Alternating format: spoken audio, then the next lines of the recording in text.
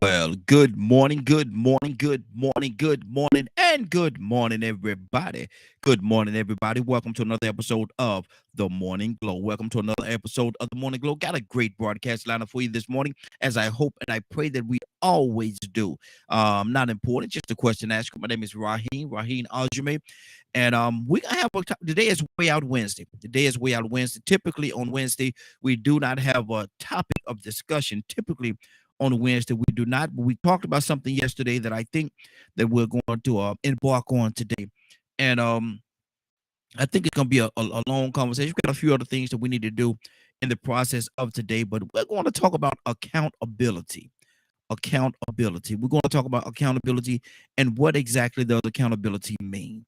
A lot of people have their different ideas as to what accountability is, what accountability means. We're going to have that discussion today. And I hope that each and every one of you that's listening would give us a call. 508 508 924 3521. Forgot the number for a second. 508 924 3521. Give us a call. We'd love to have your input on what you think accountability is. We're going to talk about accountability from a lot of different aspects. We're going to talk about it from life, liberty, happiness, justice, relationship. We're gonna talk about this thing across the board, and gonna figure out and try and figure out what exactly this accountability. What does it mean? What does it stand for? And who is accountable? Who's not? Who's dropping the ball? Good morning, Jordan. Good morning, Jordan. Good to have you with us this morning. If you get an opportunity, we love to have. We're talking about accountability today, and we love to have your input. Again, the number is 508 924 3521. 508 924 3521. It's the number. Give us a call. We love to have your input about accountability. Now, accountability is a wide, and people say accountability is a wide topic. And yes, it is. Accountability is a very wide topic. And we're going to try to talk about it from a lot of different angles. Relationships, we're going to try to talk about it from religion, liberty, the pursuit of liberty and justice and all that different things. We're going to try to talk about it from life itself. Accountability. 508 924 3521. We'd love to have each and every one of you all's input on what we're going to talk about today. And let me know what you think about this accountability. Are we accountable? Are we accountable for each other? Am I my brother's keeper? Am I my brother's keeper? That's one of the things that we're going to talk about today. Am I my brother's keeper? Am I responsible for my brother? Am I responsible for his well-doing? Or is he on his own? I mean, he got to do it like I had to do it. I mean, he got to go out there and get it for himself, like I went out there and got it for myself. Accountability. What does it mean? Multitasking for y'all. Bear with me for a second. Um, a lot of times, some people have. Who is that? Smokey to Black. Smokey to Black. Good morning to you. Smokey to Black. We're talking about accountability this morning. We're talking about accountability and what exactly does that mean? What does accountability mean? Again, the number is 508 924 3521. 508 924 3521. What is accountability? What does it mean? Good morning. I want to say your name right. Jaroik. Jaroik. I hope I said that right out. The screen is a little bit across the screen, so don't laugh at me too hard. But we're talking about accountability today. 508 924 3521. 508 924 3521. Talking about accountability. What does it mean? What does it look like? Let me see. Hasbury. I hope I said your name right. Good morning to you as well. We got quite a few people that's coming in. And even if you can't call in, type in what you think accountability is. Type it on the screen and I'll read it for you from across the screen. So definitely I want your input on what accountability is. What does it mean? Am I accountable for my brother? Excuse me. Am I accountable for my sister? Am I accountable for the relationship that we're in? Am I accountable for that? Do I hold accountability for that? 508 924 3521. 508 924 3521. Phone lines are open. And I want to hear from you all. I want to hear what you all have to say about this. Accountability. Peanut, I know you got something to say this morning. Give me a call or type it on the screen. 508 924 3521. 508 924 3521. What is accountability? Am I responsible? Am I responsible for you? Or am I just responsible for myself? If I take care of you, am I in essence taking care of myself? Or if I take care of myself, am I in essence taking care of you? Some people say you can't make nobody else happy unless you're happy yourself. Is that a selfish way of thinking about it? Is that a selfish way of thinking? People said, and I've heard people say it all the time, I can't make you happy if I'm not happy myself. I can't make you happy if I'm not happy myself. Is that true? Is that true? If I'm not happy, if I'm living in some state where I'm just not happy, does that automatically mean that you're not gonna be happy because I'm not happy? Should I take what I say, and I could be wrong, should I take this selfish approach? Should I take the selfish approach and say that if I'm not happy, if I'm not happy, then you ain't no way in the world I'm gonna make you happy. I'm not happy. So how am I gonna make you happy if I'm not happy? Is that the proper approach? 508-924-3521. 508-924-3521. The phone lines are open. Would love to have some of you all's input on what you all think. I'm gonna tell you what I think, but I want to hear from you all first. I'm gonna tell you what I think about it. I almost went into it, but I'm gonna hold off on my opinion because I want to hear some of you all's opinion as to what you all think about this whole situation. Accountability. Now, life in life, are we accountable for the positions, the things that we do, our thoughts, our continuous patterns that we do? Because everybody have a certain pattern that they stick with. A lot of times they have a certain pattern that they stick with, and they don't waver from that too much. Prime example, a liar. I hate to use this as an example, but a liar is going to be a liar. That's a pattern of their life, to lie. So you should go to this person and know that they're going to lie. That's what a liar does. A thief is going to steal. A thief is going to steal. That's what a thief does. A thief steals. So if you go to this person thinking or expecting something else, what's up, Big Papa? If you go to this person expecting something else from this person, Maya Angelou had a great saying and people use it all the time. She had a great saying and people use it all the time when she said that when a person show you who they are, believe them. When a person show you who they are, you believe them. They're not gonna be anything else. They're showing you who they are. They're showing you exactly who they are.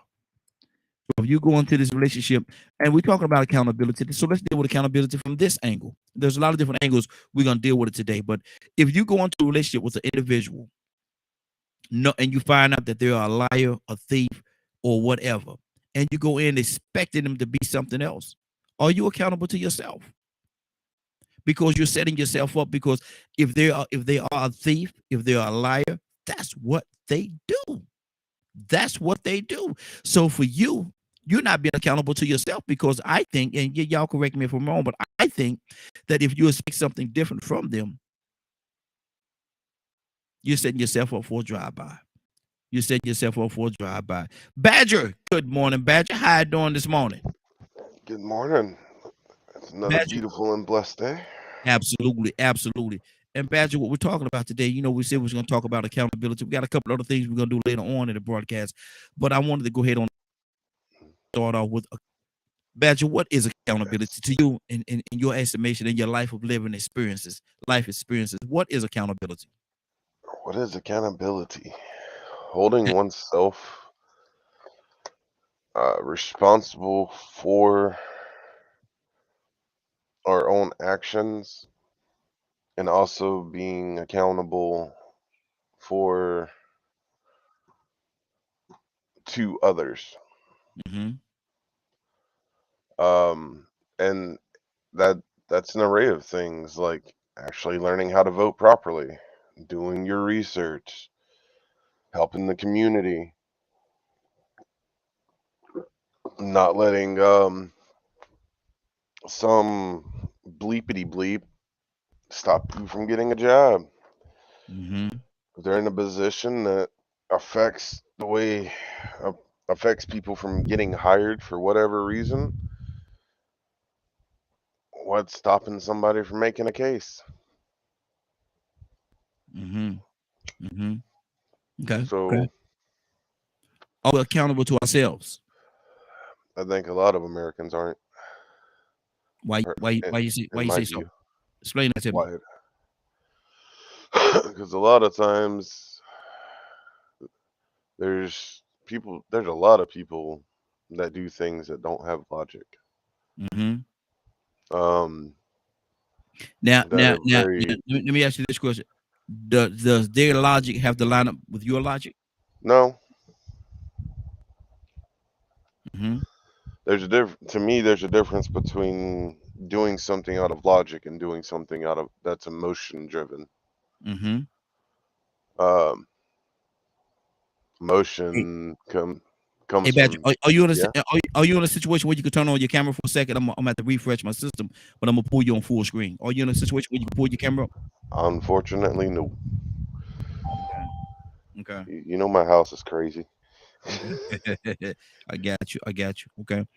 Keep talking about you. I'm gonna pull my screen. I'm gonna refresh my screen because it's looking kind of cloudy for whatever reason. I don't know what it is. But keep All talking, brother. right, We got another all caller. right, We'll all get right. to the call in a second. Okay.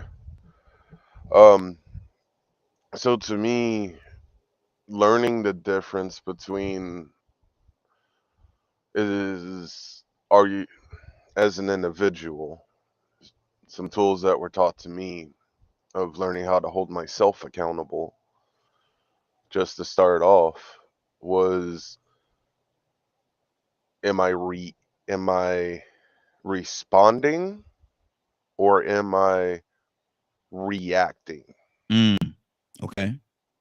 Um and reacting comes from emotion.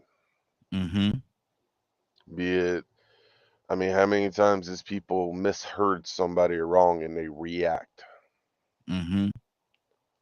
And so here's the thing for you, which is something I'm working on. If let's say you said something, right? Mm-hmm.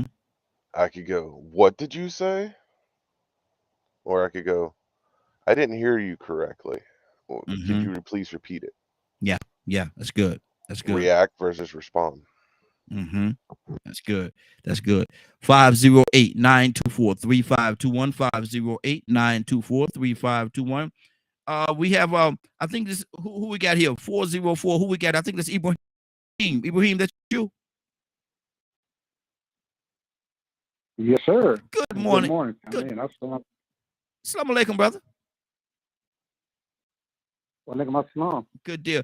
Ibrahim, we're talking about this morning. Good to have you, brother. We're talking this morning about accountability. Accountability is going to be our topic. We got a couple other things we're going to do as the show at the broadcast goes later on in the day. But right now, we're talking about accountability. Ibrahim, what does that mean? What does accountability mean? Talk to me. Explain that to me. Freedom. One word, freedom. Mm-hmm. When you're responsible for yourself and your actions, then you can actually an accountability. You can actually think about how you act. You Mm-hmm. see, even your responses to things Mm-hmm. because you're already aware of that. That's a part of growing up in maturity, reaching adulthood status. Mm-hmm. You know, that you know that everything has a reaction, or positive and negative reaction. I feel because I can say some positive things and have a negative reaction. Mm-hmm. You know, that's the only thing that I take accountability for it, but it's still, that's one thing that I have to learn to deal and associate with other people. I think that's a wonderful thing that when you take that's freedom, that's freedom. You don't have as much as regret. You're able to negotiate and work on all kind of planes and understanding and ideas without destroying yourself. Mm-hmm. Second guessing and questioning yourself. And you can learn with the flow. You turn to something that you see that you were incorrect and you relearn. And you Mm-hmm. travel another path, you get another understanding, you grow. And Mm-hmm. that's a beautiful thing to have responsibility to yourself. And with that comes freedom. That's something I always try to preach as far as a group of people. That's good. That's good. To be independent. Now let me ask you this question, Ibrahim, and this is a $1,010,000 question. Are we all not even gonna ask it in that way. Do we all take accountability? Let me ask you. I think that's a better way of asking the question. Do we all take accountability for ourselves, our community, and the people around us? No, we don't. We're self-oriented. I believe. I hear it and I see it all the time. When everybody talks, they talk about the I, me, I, and I, me. Absolutely. And reflecting their own thoughts and ideas, and become narrow-minded, myopic. They only see one little sight, and that's a terrible thing. Yes, it is. In a world, so it's a terrible thing. You have to be willing to understand something and change or grow from it. See a different light on it. Look at it from a different angle. Explore, and but you can be true to yourself. Some things we have a guiding light. You can be true to yourself and still gain and explore and understand. Exactly. And if you don't do that, it's death. It's literally death, because at the end of the day, you're thinking, wow, maybe I shouldn't have done that. Maybe I shouldn't have said that. Well, I could have done this better. I mean, if you're internal, you say, oh, okay. Ibrahim, you said something wrong. Ibrahim, you said something just now, brother, and I'm loving where you're going with this. You said something. You say that you could look back and say, man, I could have did that, or I could have said. We got another caller. Call him. Come to you just 1 second. You said I could have did this, or I could have said that differently. Now that is accountability. But do most people, Ibrahim, really care enough to even look in that rearview mirror of what they just did or what they just said, and care enough to even make the difference or consider whether it was right or wrong on what they did? Nope. Wow. No, we're selfish. We look upon ourselves, and that's the problem. Sometimes when you talk about the community and you listen to people, they say, "Well, I," and they don't speak collectively. They don't think collectively. It's what I think and what I do. I heard this person say this, and therefore there it is. There's no growth. There's no learning. I believe in this, and that's it. And it's a dangerous thing, because people manipulate and use you very easily. All they got to do is just know your button, what button to push. And without knowing, you're a robot without even knowing it. Exactly. Wow. 508-924-3521, 508-924-3521. Give us a call. We'd love to have your input on what we're talking about today. We're talking about accountability. So let me go to my sister, Cassandra. Good morning, young lady. How you doing this morning? Good morning. Cassandra, we're talking about accountability to this morning. We're gonna deal with a lot of different aspects, but right now we're just talking about it as a whole. Accountability. Are we all accountable? Or do we all hold accountability for ourselves, for our community, and for the people around us? What do you say to that, Cassandra? Oh, well, we should. I mean, most of us don't, but we really should. It's like, every man for himself, and God for us all. That's the way a lot of people look at it. They don't care about what's going on in the community or who they can help. Everybody. The motto that I live by is no one can do everything, but everyone can do something. Absolutely. And I realize that a lot of people, they just feel like, especially today, they just feel like, it ain't my business. I don't care. As long as it don't affect me, and even if it affects me, I don't care. And I don't get that. I really don't get that. How can you possibly think like that when things are happening in your own neighborhood? And like I said, you can't make anybody else do anything, but I can just do my part. Yeah. I can do my part, and I can hope that you come along and do the same thing. On Sunday, I held a purple and pink brunch for breast cancer and domestic violence in my community. And I had people to come from all around Georgia. Mm-hmm. And we came as a community to discuss what can we do in those two different areas. How do we Mm-hmm. bring more awareness? And that's my part. I'm not trying to do anybody else's part, but that is bringing people in as a community. So, you do what you can. You can't make everybody want to do it, and you can't make everybody like you. It doesn't matter to me. I do what I need to do. And then I pray that people will come along and let's do it as a community. Mm-hmm. How much of a pushback, Cassandra? And I know you, and when you say about the stuff, I know that you've been doing this thing, and you've been doing this thing for a long time. It's not nothing that just Johnny or Jeanette come lately. You've been doing this thing for a long time. But how much of a pushback do you get from the things that you try to do?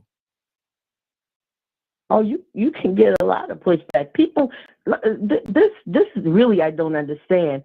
How is it that you don't like me because I'm doing what God told me to do, Mm-hmm. not what He told you to do? I'm doing what God told me to do, and you don't like me for that reason. What is that? Mm-hmm. What mental state does a person have to be in to even think like that? But you get a lot of pushback. I mean, I'll go as far as this. I've marched downtown and around the country on different issues that I believe in, and you cannot imagine what I've heard from time to time. Mm-hmm. When the Ku Klux Klan came to downtown Atlanta, we were marching on there, and there was a handful of them, maybe 100 of them, and over 1,000 of us. And those people raised hell because we didn't want them, calling us niggas, and Mm-hmm. they were using slurs. I mean, really, Mm-hmm. Yeah. they were Yeah. using racial slurs, and it wasn't but a handful of them. But Mm-hmm. that was to, provoke the rest of us. So you can get a lot of pushback just from trying to do the right thing or Mm-hmm. for standing up against things that you know are wrong. Mm-hmm. So, pushback goes with the job as far as I'm concerned. Wow, that's good. That's good, but it's sad. It's good that you're acknowledging it and letting people know, but it's sad that it's a reality. It's very sad that that's a reality. Um, what does it cost to do the right thing? And that's a heck of a But Badger, let me ask you that question. What does it cost to do the right thing? What does it cost to do the right thing? And the reason why I'm asking that question, Badger, is because to give you some clarity on it. Because Cassandra says she's out there doing the things, and other people as well that's doing things, trying to do the right thing. That's good the whole for the whole community, everybody inclusive. But get certain pushback from certain people. So I'm asking the question: what does it cost to do the right thing? Oh man, I'm trying to figure out how to politely answer that question. Um, to be simple, doesn't cost nothing. Mm-hmm. Yet it costs everything. Mm-hmm. Bam, bam, Badger. Yeah. He hit it with that one. He hit that one. You hit that one. Yep. Yeah. Because to do the right thing, especially for all, requires a willpower that a lot of folks choose not to do, not to Mm-hmm. have. Because it's easier to keep a slave mentality. It's Mm-hmm. easier to blame other people. It's harder to do the right thing and accept accountability for your actions and being accountable and responsible to others. They'd rather blame other people. They'd rather elect idiots, power hungry human beings that literally do nothing but twist words. Are you Mm-hmm. frozen up? Okay. No, I don't think Thought you were so. frozen. You weren't moving at No. all. No, I'm Um, multitasking over here on the computers at the same time, looking up stuff. so to me, it's I to to have experienced the things that I have, and I know Cassandra has, and other things. Those that work hard to walk a good path probably meet more ridicule than anyone else. Mm-hmm. Matter of fact, I'm going to say it like this. And at this point, I don't care who I offend. I honestly think a person that is truly walking the righteous path deals with more hate than any black person can say from racism, Mm. or indigenous person, or Asian, or any of that. Every Mm. time we turn around, you can't do this, you're not a preacher, you're not this, you're not that, and da da da da da, and we just keep walking with a smile. Mm. Because we know what we're doing is what we're called to do. Mm-hmm. Okay. I mean, look Okay. at Jesus is another good example. How much hate was he given? Mm-hmm. Wow. 508-924-3521. 508-924-3521. Give us a call. I definitely love to have your input. What we're talking about today, we're talking about accountability. We're talking about accountability. Right now, we're talking about holistically accountability. Now, and as we go into the broadcast, we're going to go to specific areas of accountability. We're going to go to specific areas and we're going to talk about those. But right now, we're talking about holistically. Are we all accountable? Do we take accountability for ourselves, each other, and our community? Rico, good morning, sir. How you doing this morning? I can't complain, man. Out here enjoying another beautiful new day, man. Is it raining? Is it raining there, Rico?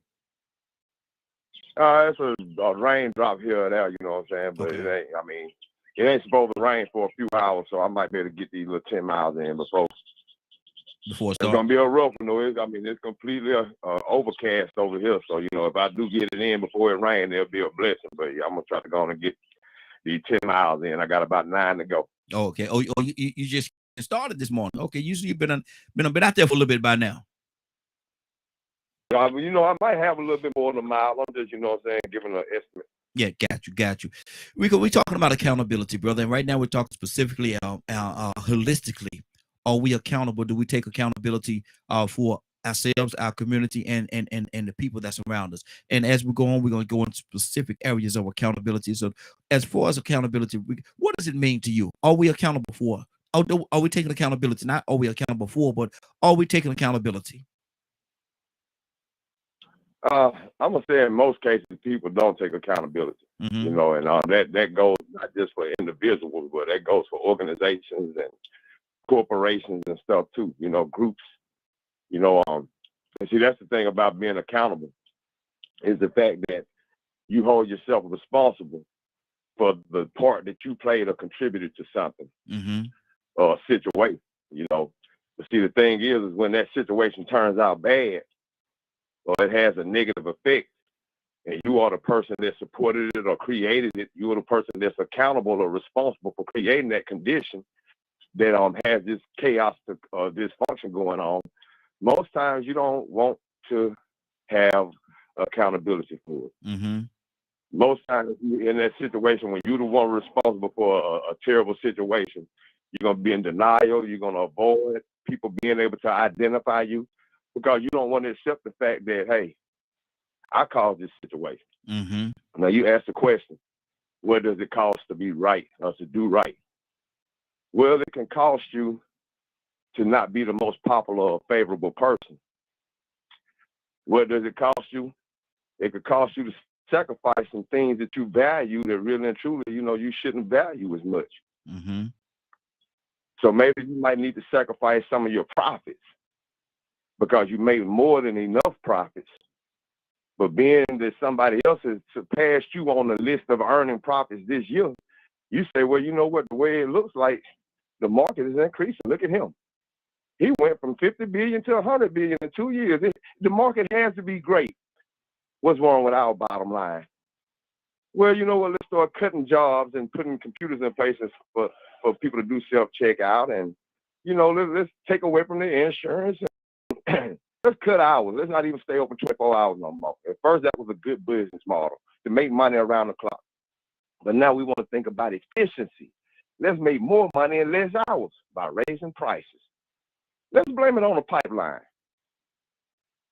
Let's destroy the earth for the resources. Oh, man, what's wrong with global warming and pollution and man, climate change? Man, mankind is destroying the earth, man. We're destroying. No, we ain't. It was going to happen anyway. This is a natural occurrence. Mankind isn't doing this. Come on, business as usual. Let's make this money. I am not going to take responsibility for global warming or climate change. It's a theory. It's a conspiracy. Y'all lying. Capitalism rules. See, some people don't want to hold themselves accountable for what's going on in the world with this planet. So, what does it take to, do right? You have to make a little sacrifice sometimes. Wow. 508-924-3521. 508-924-3521. Give us a call. We'd definitely love to have your input. We're talking about accountability. Ibrahim, you still with us? I think we might have lost Ibrahim. Let me see here. Ibrahim might have had to step away for a second. So, Ibrahim, if you get the opportunity, brother, give us a call back. Definitely want to hear your input as to how you feel about this thing, man. You gave us a little bit, but I think you got some more in you. Cassandra, what's on your heart? Yeah, I mean, I pretty much, said what I feel accountability is, how we should everybody has to play a part in making our community, our state, our country, in this world a better place. Rico hit it on the head when he talked about, global warming. Ignorant people are still, and I'm calling them ignorant because they are still saying that there is no such thing as global warming. There is no problem with global warming when our entire earth is telling you, hey, is something wrong with me? Y'all need to pay attention. From the warmth of the Arctic and glaciers melting and weather being the crazy stuff we've never seen in history, have never been seen in the history of the world are happening, and you're still saying there's no such thing as global warming. So we are not being accountable. A lot of people are not being accountable for even the air that they're breathing. Yeah. Come on now, the air. You got carbons and toxins in our air that are affecting people on a daily basis, but there's still no global warming. There's still no accountability. It's on us. It's on us. Absolutely. Mr. Hicks, good morning, sir. How are you doing this morning? Good morning, Raheem.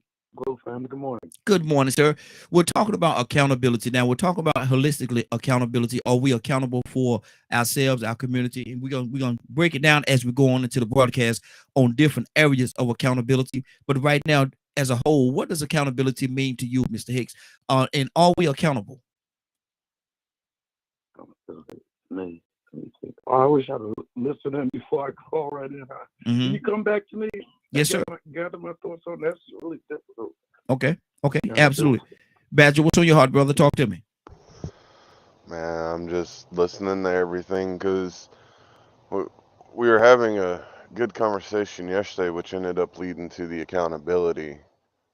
And I've been sitting here looking at what could we do to be more accountable. And there is so much that we have as a human race that we have dropped the ball on and not been accountable. We have let this world be turned upside down due to greed and selfishness. I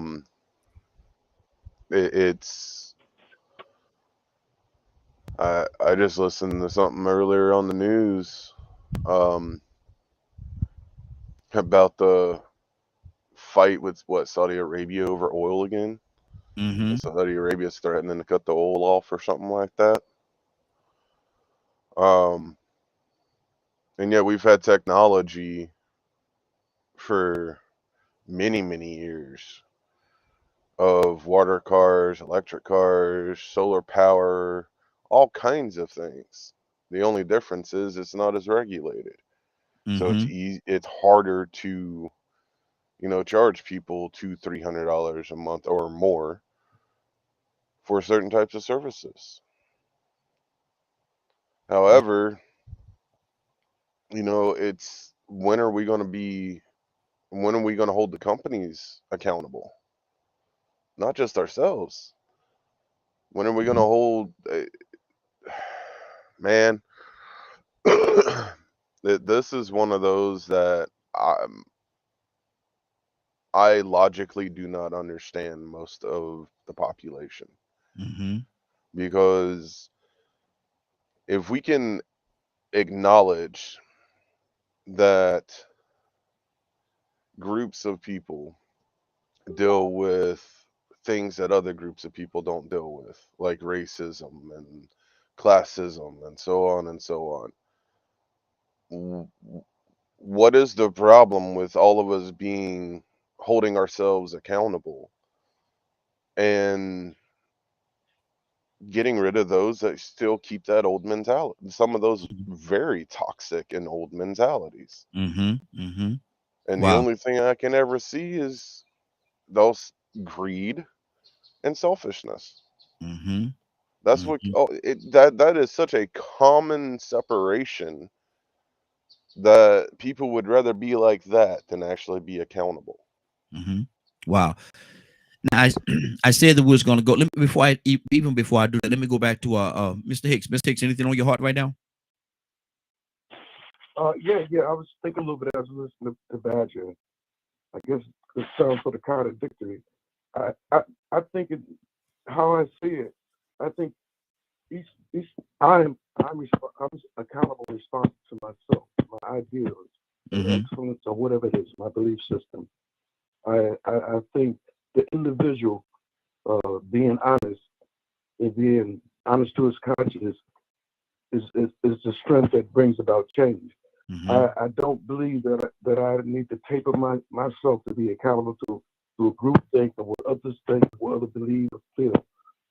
If I don't agree with it, I think I'm accountable to myself. And I think, in all honesty, I don't feel anybody could judge me. Anybody has a right to judge me on any moral, any kind of level other than God. And as I strive to please Him and put my life, but I think accountability is speak the truth. Speaking against whoever. Stand for the right thing in spite of what the world wants you to stand for. Be truthful. Don't join the lies about who you are, who man is, who woman is, and what is up and what is down. Be accountable to yourself, because ultimately that's all you got. That's all you can be responsible for. Your children grow up, they become their own person, they do their own thing. You wish they were accountable to you, but they aren't anymore. I think in military you're accountable to your superior. But when you're a free man, sovereign in this world, you're accountable only to yourself and to God. Wow. Cassandra, he spoke on truth, accountability, and the truth, and standing on the truth. And I'm gonna go to Rico after I go to you. I'm gonna go to Rico, and I want to know, Cassandra, do you think most people, we're talking on the line of accountability right now, do you think most people care about the truth and what the truth is? They care about their truth, what they feel like their truth is, basically that's where most people are. They care about whatever it is that they formulated in their mind to be the truth, whether it's the truth or not. That's the only thing that they care about. But when you're accountable, you pay attention to not just what you're accountable for, but we have to hold other people accountable for their actions. That's like whether we're talking about the gangs in our neighborhood, whether we're talking about, we have to do something to change that. Whether we're talking about politicians doing the dirt that they do, we have to make the change by a vote. So accountability, yes, we need to be holding other people just like we hold ourselves accountable. So that's just it to me. Wow, that's good. It's simple. We are. Wow. Rico, what's on your heart, brother? Talk to me, man. Do people care about the truth and what the truth is along the lines of accountability? Do they care? They care about the truth if it benefits them. Mainly, they only care about what makes them feel good. So that's what's funny about being accountable. See, most times when something happens and it's a good result, oh, people want to take responsibility and accountability for all of that. Yeah, man, I'm the reason why that happened. I'm the reason why. But then let something bad happen. A bad friendship breakdown or some mishap and it's a group tour, anything negative. That's shame. Shame will make people not want to accept accountability because they're ashamed of the part that they contributed, the energy that they contribute. See, the part that I play individually makes me an accessory.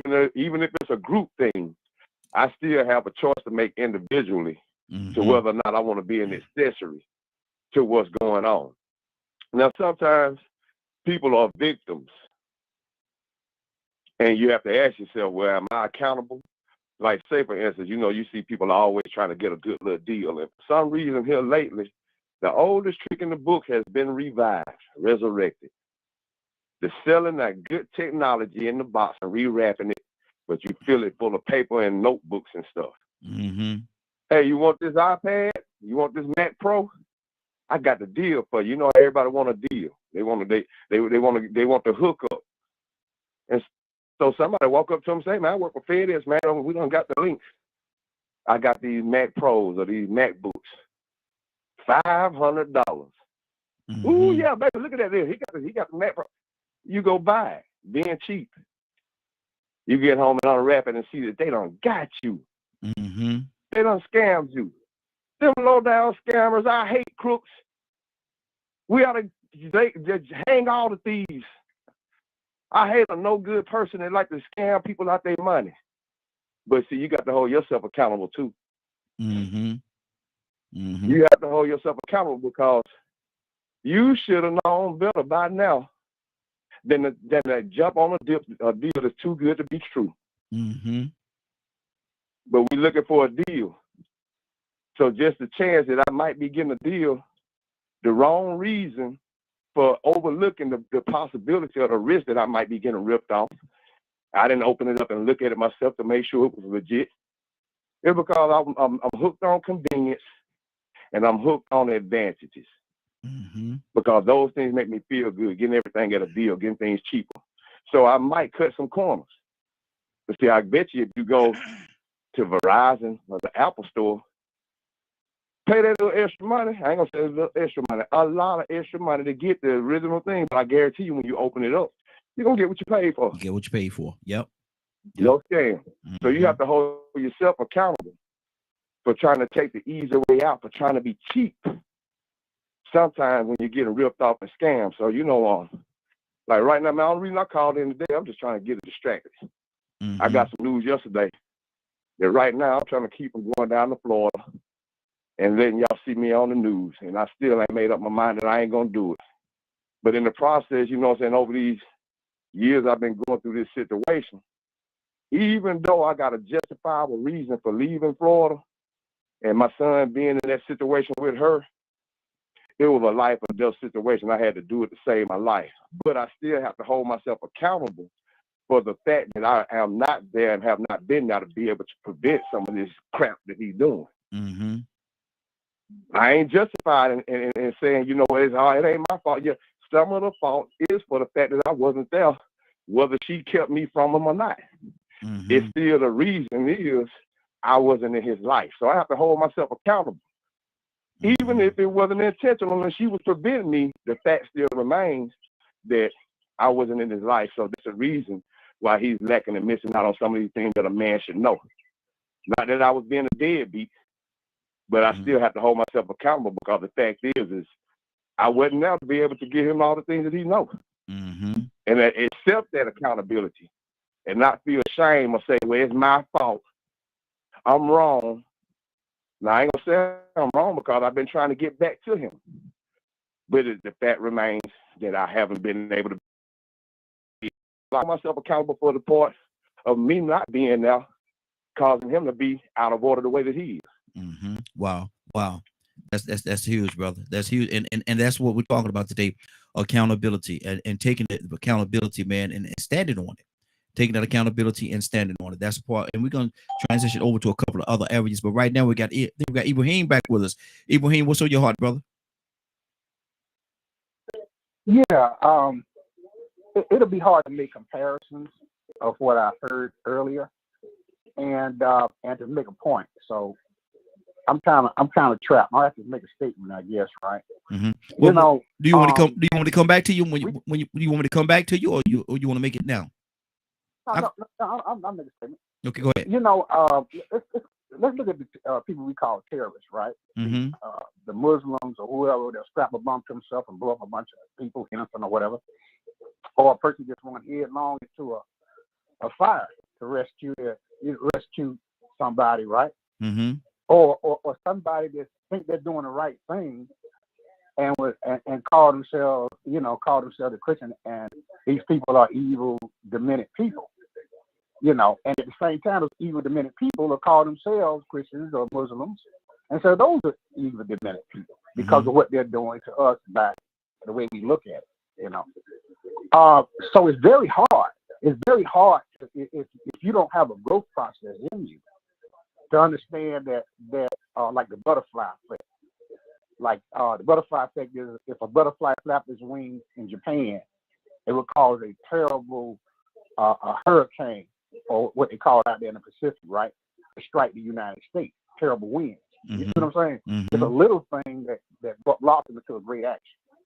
But we're not, a lot of us are not designed to be able to factor that in, to think outside of what our core belief is. Mm-hmm. Mm-hmm. You see, we latch onto something and we hold it, but there's more to a story. There's more.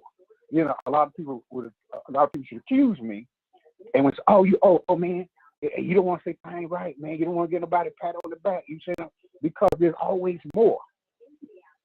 Mm-hmm. I was just having a conversation with some people about the past, and we were talking about the modern day so-called militant or people out there in the movement. And they look back and tell us that we did nothing, or we this, or we didn't do that, or we were scared, we were cowardly, or the slaves were unintelligent savages, right? So how can you operate on that? That's a way of telling yourself or patting yourself on the back, oh, I'm superior to who they were. I'm more knowledgeable. I am better. You see? Mm-hmm. So you lose the essence of reality of humanism. But those people lived a life, even though under those circumstances. Those people were taught and brought here because of their skill level, their skill in agriculture, metallurgy, and all this from specific countries. And understand that. But we cannot understand those things.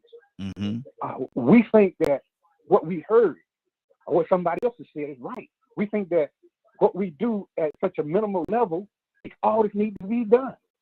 And there's always more. If you tell yourself you reached the finish line, you've reached that mountaintop. You're not looking further out in the past, right? You can top one mountain out there in Asia, and you see Everest. You see another mountain that's taller than that one, and then another mountain. You see Everest somewhere in the background. There's several mountains that lead up to Everest. Mm-hmm. But yet you're on top of that mountain, but you haven't arrived at the top of the mountain. So there's always more. There's always further to go. There's always another yard. And if you think that way, then you're gonna do what it takes to make that move, to make that growth, to travel in that direction. You grow.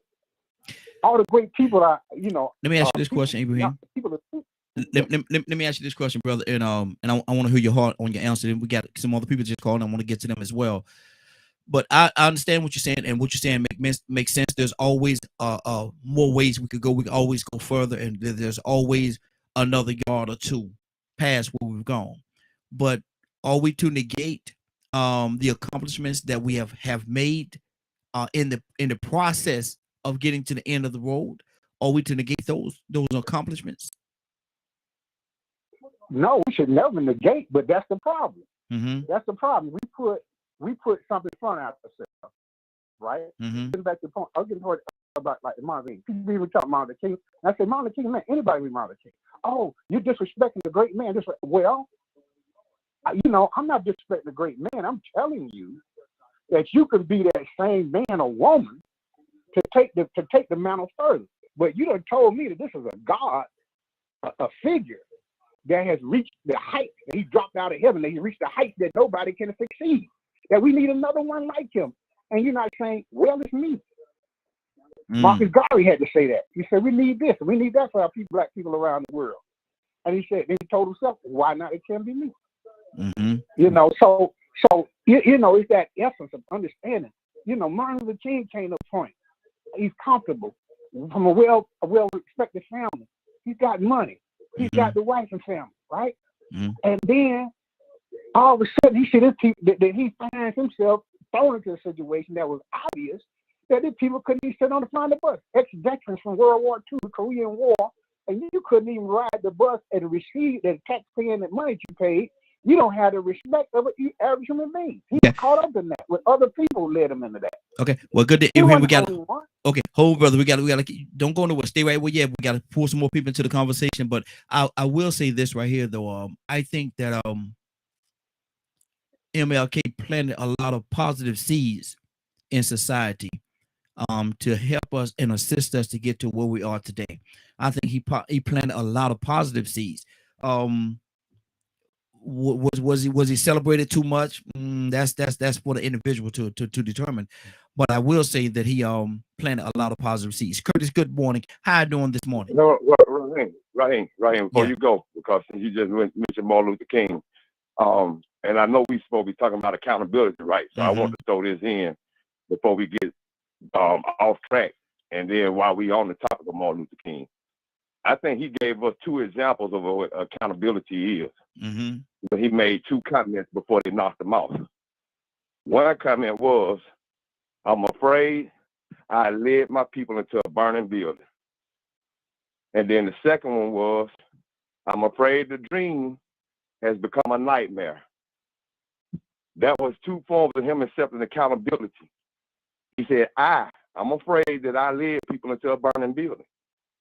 And so, you know, when people want to talk about accountability, even he was able to say, you know what, I think I made a mistake. I think I contributed to this. I may have been coming with the wrong message, and that was more that needed to be addressed, like this war machine and finances. So, I mean, I'm glad that he went to Martin Luther King, but before, it gets too far off on the wrong topic, I just want to see if we can bring that back around to being accountable, because he did accept accountability. Exactly. For the way that the movement that he led. That's good. That's good. Absolutely. Absolutely. Curtis, good morning, sir. How you doing this morning? Morning, brothers. Morning. What's going on? Hey, we're talking about accountability, and like I said, we're going to jump into certain areas of accountability. But right now, what we're talking about is, are we accountable? Do we take accountability for ourselves, our community, and the people that's around us? Curtis, what do you say to that? For the most part, we do. I mean, look, we got bad apples in every bunch, bro. Like that, I don't know. There's a bad apple in every bunch. Let me just. I hear what Brother Ibrahim is saying, and I can agree with him.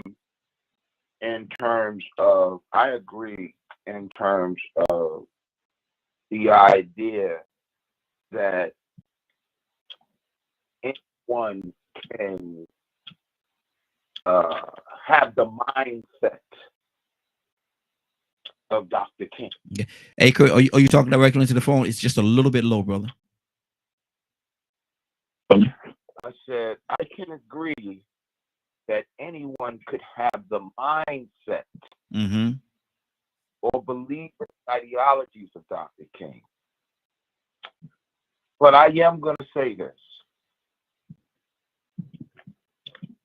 God only made one Ibrahim.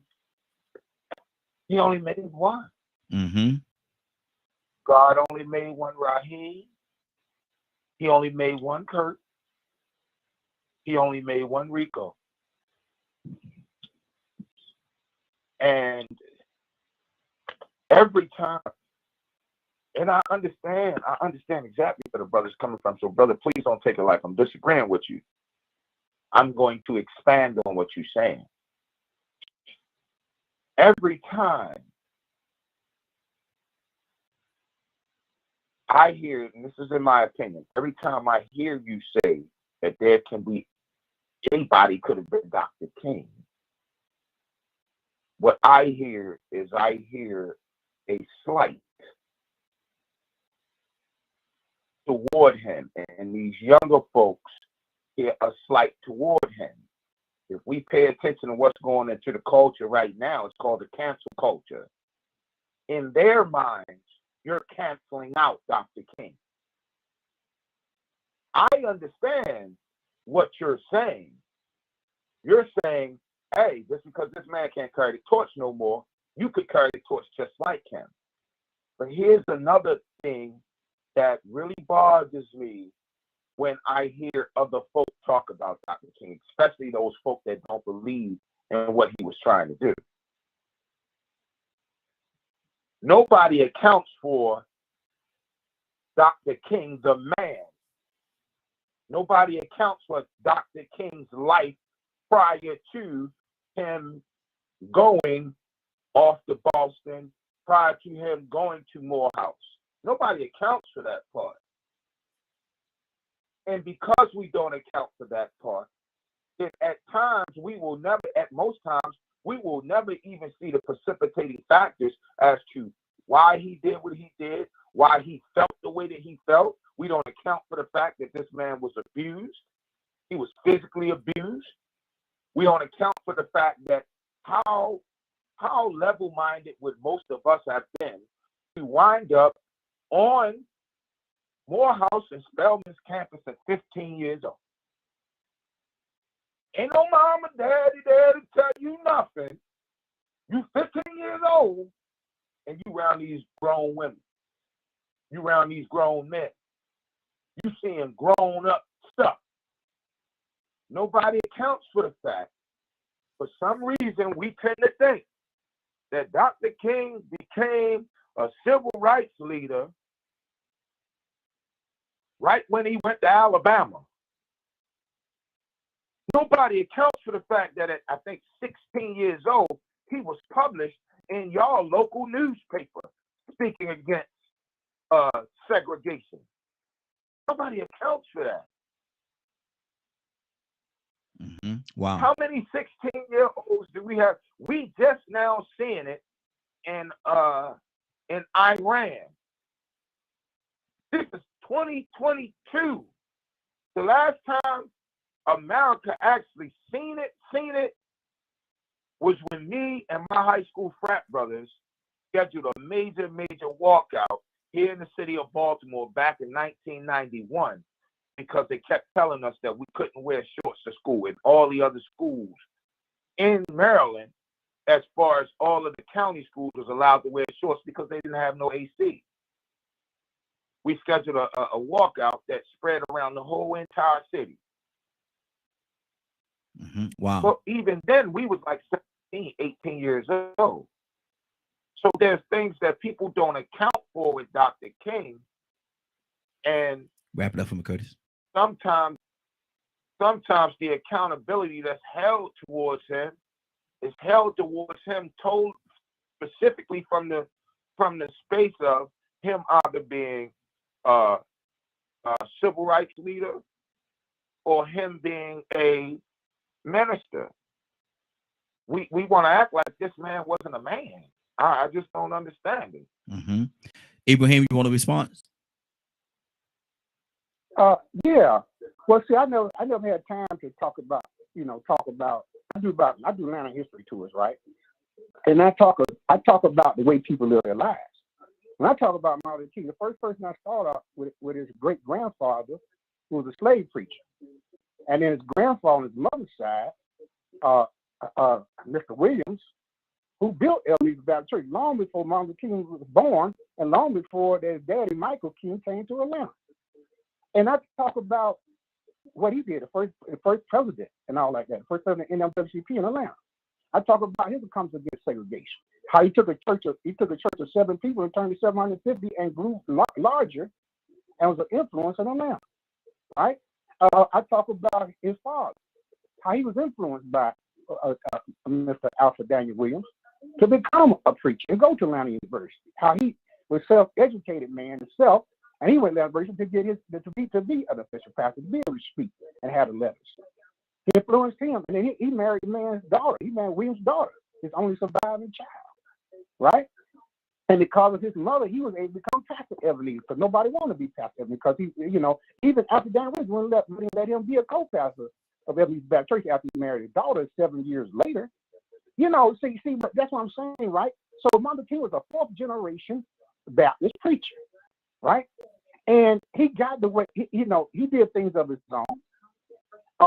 I can tell you, you're talking about the human man. I can tell you about the human man, his attempts at suicide when he was young, right? But y'all don't understand that this was a human being that, in the context and the circumstance he came up in, he grew into that level. I remember he said that he was published. He also wrote his first speech. By the time he was about 17, his first speech in the church, right, about being a man.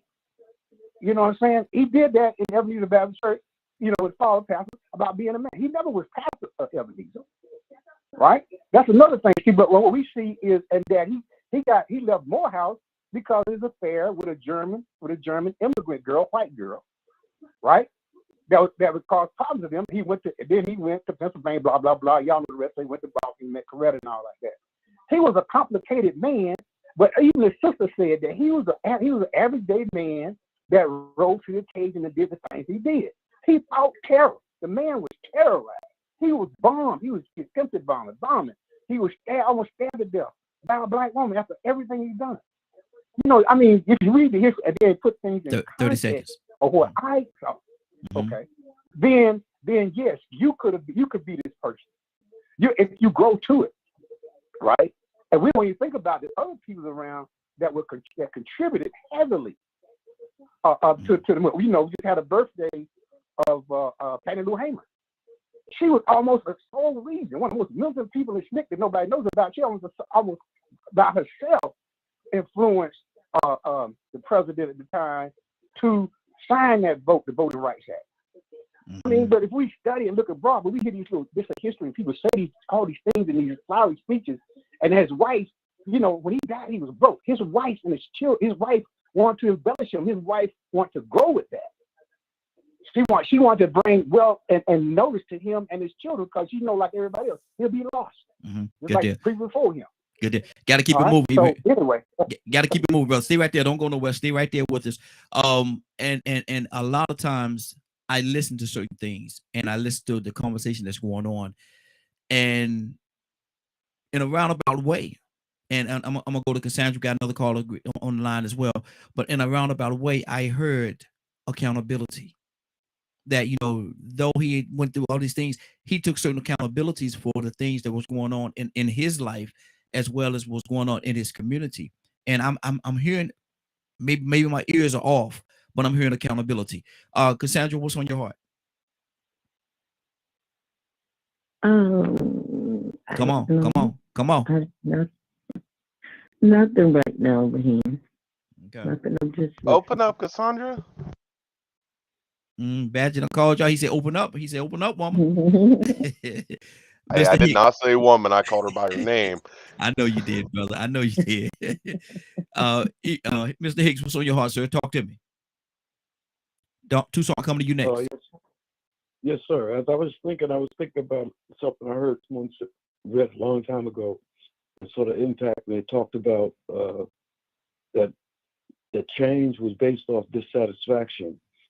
And then when dissatisfaction goes to a certain level, the yearning of the people crying out to the Creator, that the Creator will produce the person as a result of that yearning for that job, for that, in the old slave time, they would always say, "Is this the one? Actually, is this the one?" I think that we all come here with equipped for our, I guess, we talk about our grandparents and all that stuff. We come equipped for a certain part of a mission. It's like anybody can play basketball, but everybody can't be a Michael Jordan. They might be a good rebound or something else, but special people come equipped with special abilities, equipped for the time that no other person could fit that. And I think that was the case with Martin and Elijah and all these luminaries that came through the time, they came with a certain kind of, they have, and things are so complicated too. When you actually think about it, when you get it like Abraham was saying, the histories of all of these people, they're not just words on a page, they're individual people that evolved. So at one point they believed one thing, and as they grew, they evolved and changed. And I think part of the fear with Martin was that he was evolving to a point where they were really afraid of him. He had became a real target because he was articulate. He was very, he had everything it took. But you got to think about this too. He had all those things, and he was hated. He was hated by the preachers of the time. He was hated by all the people that now name streets after him. He was the enemy. They didn't like him. Mr. Hick, and from your expertise and from your view of living in that era, do you think, and I'm not saying that Ibrahim is wrong or anything, but I want to ask you the question from your view, from your life experiences. Could anyone have been Martin Luther King? I think I understand from experience, from my experience at that time, that what Abraham is implying. He's almost saying these leaders be propped up as a person, and it sort of makes all the invisible small people that are supporters of these things. In fact, when the March on Washington, who paid for the microphone? Who put the money behind that? What are all the little soldiers in these small churches that believed in this mission, what they were doing? I think sometimes when we start to build a cult of personality, we can make a person something unhuman, something like you can't be duplicated. I think he was equipped for the time, but at the same time, we forget about all the people behind him. Even think about the brothers of the Panthers that they killed in Chicago, because he had a message that some kind of way through his personality. They saw this. They looked at it and said, "This." I'm talking about Fred Hepner. They looked at him and said, "Man, this guy, whatever he's got, he's uniting people. He's got white people, he's got Indians, he's got all the people, and he's talking a different kind of thing. We got to take him out." Wow. Yeah. Okay. That's good. Toussaint, good morning, sir. How are you doing this morning? I'm doing well. I know you've been listening in to us, brother. So I've been listening. I don't know what we're talking about though. Accountability. We're talking about accountability. Do we take accountability for ourselves, our community, and the things going on around us? Do we as a whole take accountability, Toussaint? We wait for heroes rather than just stand up and rise up to the occasion. And then we let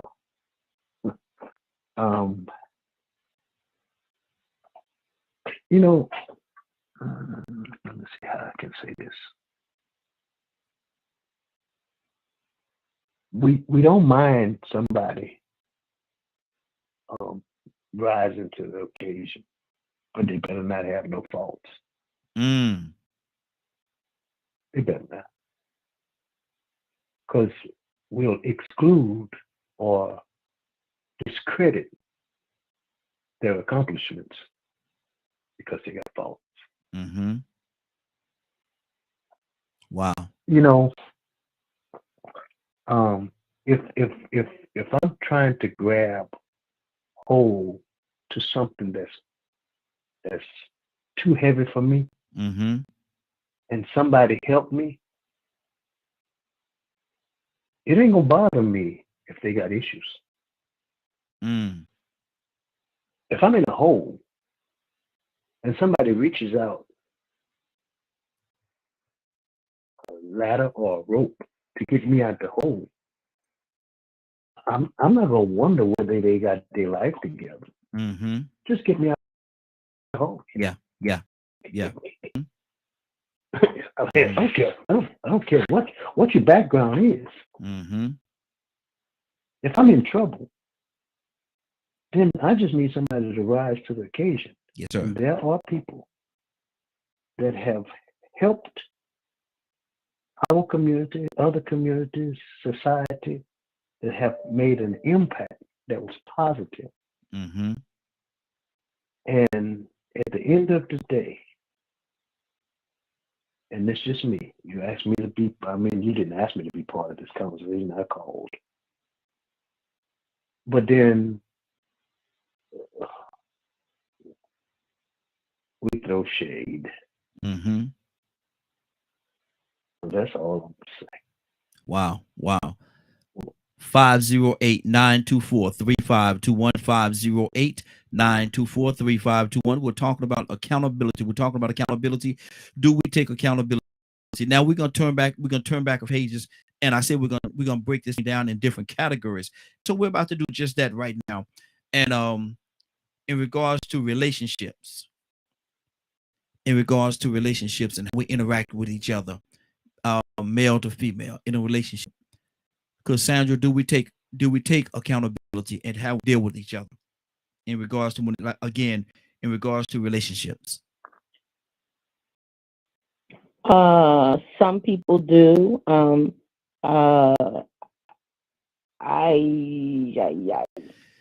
see, and where I'm going with this is where we started yesterday about men standing up and doing the thing that they're supposed to do. Well, what is it, accountability for the women in the relationship and stuff like that. That's pretty much where I'm going with this part of the conversation. So tell me, what do you think on that? Because I think it was you yesterday that said men have to take accountability and they have to stand up and do the things that they have to do. Well, and other side of the coin, what about the young ladies? And so I want to hear I don't want to give you your opinion. I want to hear your heart on it. No, I totally agree with Rico on this side, because I believe that a lot of women have dropped the ball when it comes to accountability with their children and their fathers. And I'm telling you, I know some sorry mothers. I mean, they sorry. They just pitiful. And any woman may have a baby, but that don't make you a mother. I'm sorry. Yeah. That does not make you a mother. Mm-hmm. There are certain characteristics that go with being a mother, but some women just don't have it, and they don't live up to it. Mm-hmm. And I stand firmly against them, and I tell them to their face, you ain't living up to what you're supposed to do. Mm-hmm. And I don't care if they get angry. That's on you. But we have to be accountable. I like to be personal about me. Mm-hmm. With my children's father, and I'll tell anybody, and both of them will tell you to your face, I gave them every opportunity to be a part of their children's life. Never asked it, not one of them, two of them I got. Not one of them went to court. I never took them to court. All I asked them to do, I don't want the money if you don't want to give it. Be there for your children. Spend time with your children. And both of them refused to do that their entire children's lives. Both of them refused to do that. I was kind to them. I never talked negative about them. So I know that I gave them the opportunity, but I know women that are sorry and they hold something against that man and they use their children as a weapon with that man, and it's dead wrong. Wow. Kurt, talk to me, brother. Kurt, you there? What do you want me to say? What's on your heart, brother? I want to see what's on your heart. We're talking about accountability and in a relationship. Do we responsibility, if you will? Men, it is said that men need to stand up and do the things that they're supposed to do, but then Cassandra just shine the light on the young ladies that don't do what they're supposed to do in regards to relationship, in regards to the children. So what's on your heart, brother? Talk to me. I'm gonna keep this simple. Cassandra is absolutely correct. Mm-hmm. Right. What makes her correct? And I hate to say it like this. Basically, the way I just interpreted what she said, what she's saying is, no, it's time for us women. It's time for our feet to be held to the fire. Mm-hmm. It's the dude. The days is over. The light shining. The light is shining right now. It's shining right now. I sent you something the other day where the dude was breaking down statistics. He had real statistics from a real reputable source. And man, them statistics he had, man, I'm like, wow, whoa, ooh, some women ain't gonna like him. Mm-hmm. So, in this world we in now, if we're gonna talk about accountability has to be what it's defined as. Mm-hmm. Fair, balance. You can't just, you're no longer in a day where you can just keep pointing the finger at a particular person. It's no longer the day where you can just say this person did without having to prove that. Mm-hmm. We're no longer in the day where you can just say this and there's no investigation as to who or why this person did it.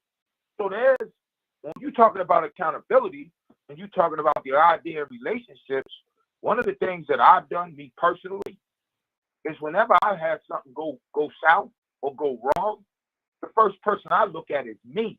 Mm-hmm. Before I start pointing the finger at everybody else, I point the finger at me.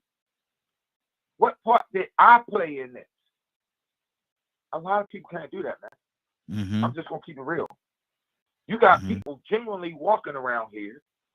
You got people calling into the radio station or used to call in that would tell you that we've heard say out their own mouth, I'm perfect. I don't have a spot nor a blemish. Mm-hmm. Come on, man. Mm-hmm. But you know what? My belief is, it's hard for people to admit their flaws, man. That's hard. Don't nobody want to admit how messed up they are. Honestly, truthfully, therapists go through enough to just trying to get you to own up to the situation itself. Mm-hmm. If they ain't going to admit it to a therapist, you know they ain't going to come out and just say it to you. So Cassandra is right, and I thank God. Let me go ahead and say this right now. I thank God. I ain't have one of them. Mm-hmm. Mm-hmm. My ex-wife is nowhere even close to that. I thank God I didn't have one of them because me personally, I know I couldn't deal with that. Mm-hmm. Absolutely. Absolutely. Mr. Hicks, talk to me, sir. Wow, I was thinking of a personal situation when you were talking. It's sort of why I've been asked. Been working through some a family crisis. When you raise children, and you have more than one. That those similar things and equality and judgments.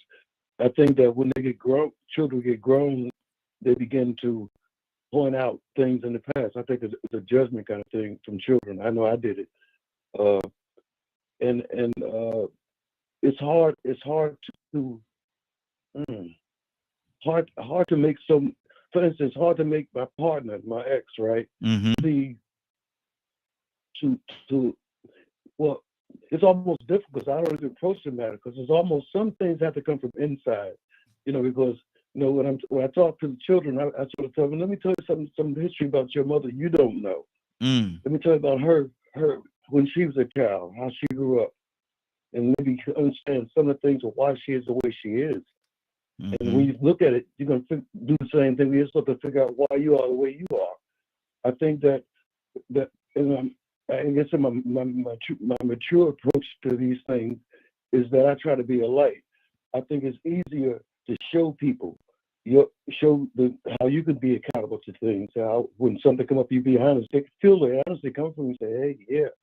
I mean, looking back, it's easy for someone to say, well, we did the best we could. I know we did the best we could. We wasn't perfect. I said, no, I don't know about you, but I didn't do the best I could. Looking back in retrospect, if I look back and be honest, I could have did more. I could have been less selfish. I could have been thinking more about the whole in the group. those times when my personality and your personality came into it. But it's hard to get the situation where you could do that verbally with words. But I think you can do it with the energy you radiate from yourself, how you're accountable, even in conversation. Again, that's the part I said, having a personal kind of code where you can be courageous enough to speak the truth when that moment comes to that person and let them deal with it.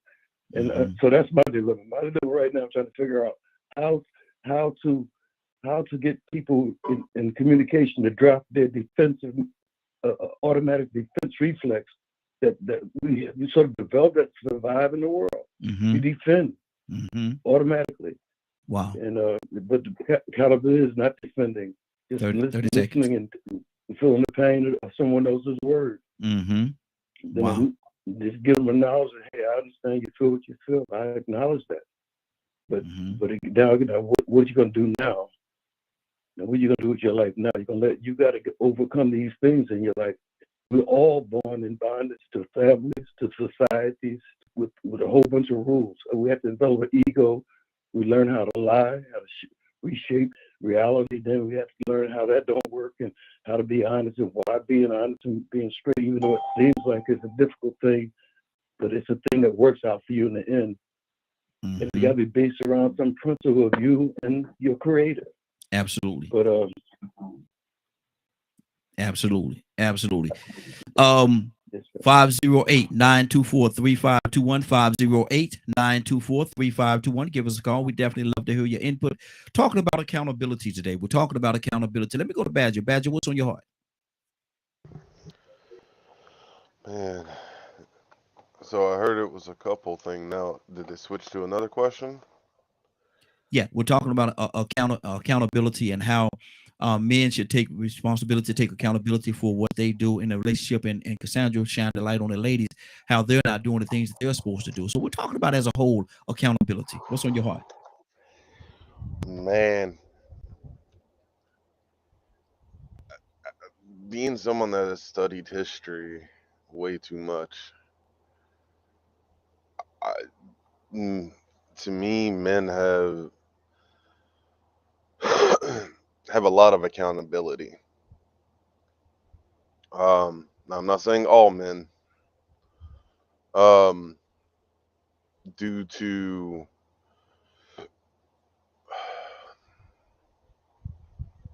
a particular type of teaching that a woman is property. I feel that it has caused so much disruption to the household since then that eventually it led up to the issues we have today.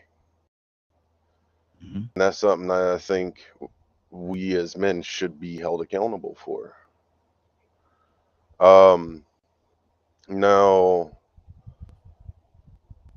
as far as women go, being brought up and seeing a lot of women that have abused their children and worse,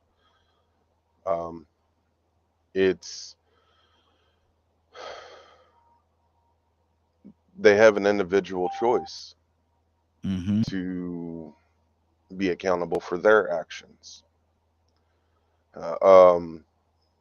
Yet I do feel, this is my opinion from looking at history and everything that's led up to today, that men have a higher accountability for the current state of things. Why so? Well,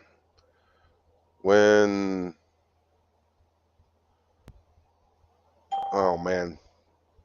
So, and the reason why I asked that question, Badger, because you've been on with this for a while, and you've stated, and I don't want to get into all your business, but you've stated the relationship that you and your mom had, and how she treated you all in the way that she did, but you always tend to lean toward the women and put more responsibility on the men, and see is there more responsible. And so I'm real interested to find out all right, how you you can have asked. an experience that you had, and then tend to always veer toward the women being the victims, if you will. I have seen so many good women be treated like property. And a lot of times it's over, I hate this. I don't, you asked, so Mm-hmm. over a Bible verse, Mm-hmm. um, which is what struck my curiosity of why were women treated like that. Mm. Because, hold on, because to me, what my mother did is not all women. Mm-hmm. Um, What she did have to do with a Bible verse though? She treated you that way and had nothing to do with a Bible verse. oh no, she used Bible verses, but I don't go into that, and I don't think you want me to go into that on the show right now. Mm-hmm. Um, so it's it's one of those things of looking at different cultures, doing studying religion and of all over the world, and looking at the difference between patriarch and matriarch. Men ran households and women ran households. Um, I have the personal opinion that a woman ran household succeeds more often Wow. because we're men. We have ego and pride problems. And Look, women don't? I'm not in the same way. Wow. Okay. Got to keep it moving. Hold on, Badger. We'll come right back to you. Trump, like, there's a good Hold on, example of a normal man. Badger. Okay, good. I got you. Tucson, what's on your heart, brother? Talk to me. I'm so glad you came to me. Somebody, I got an echo. I don't need an echo right now, but that's okay.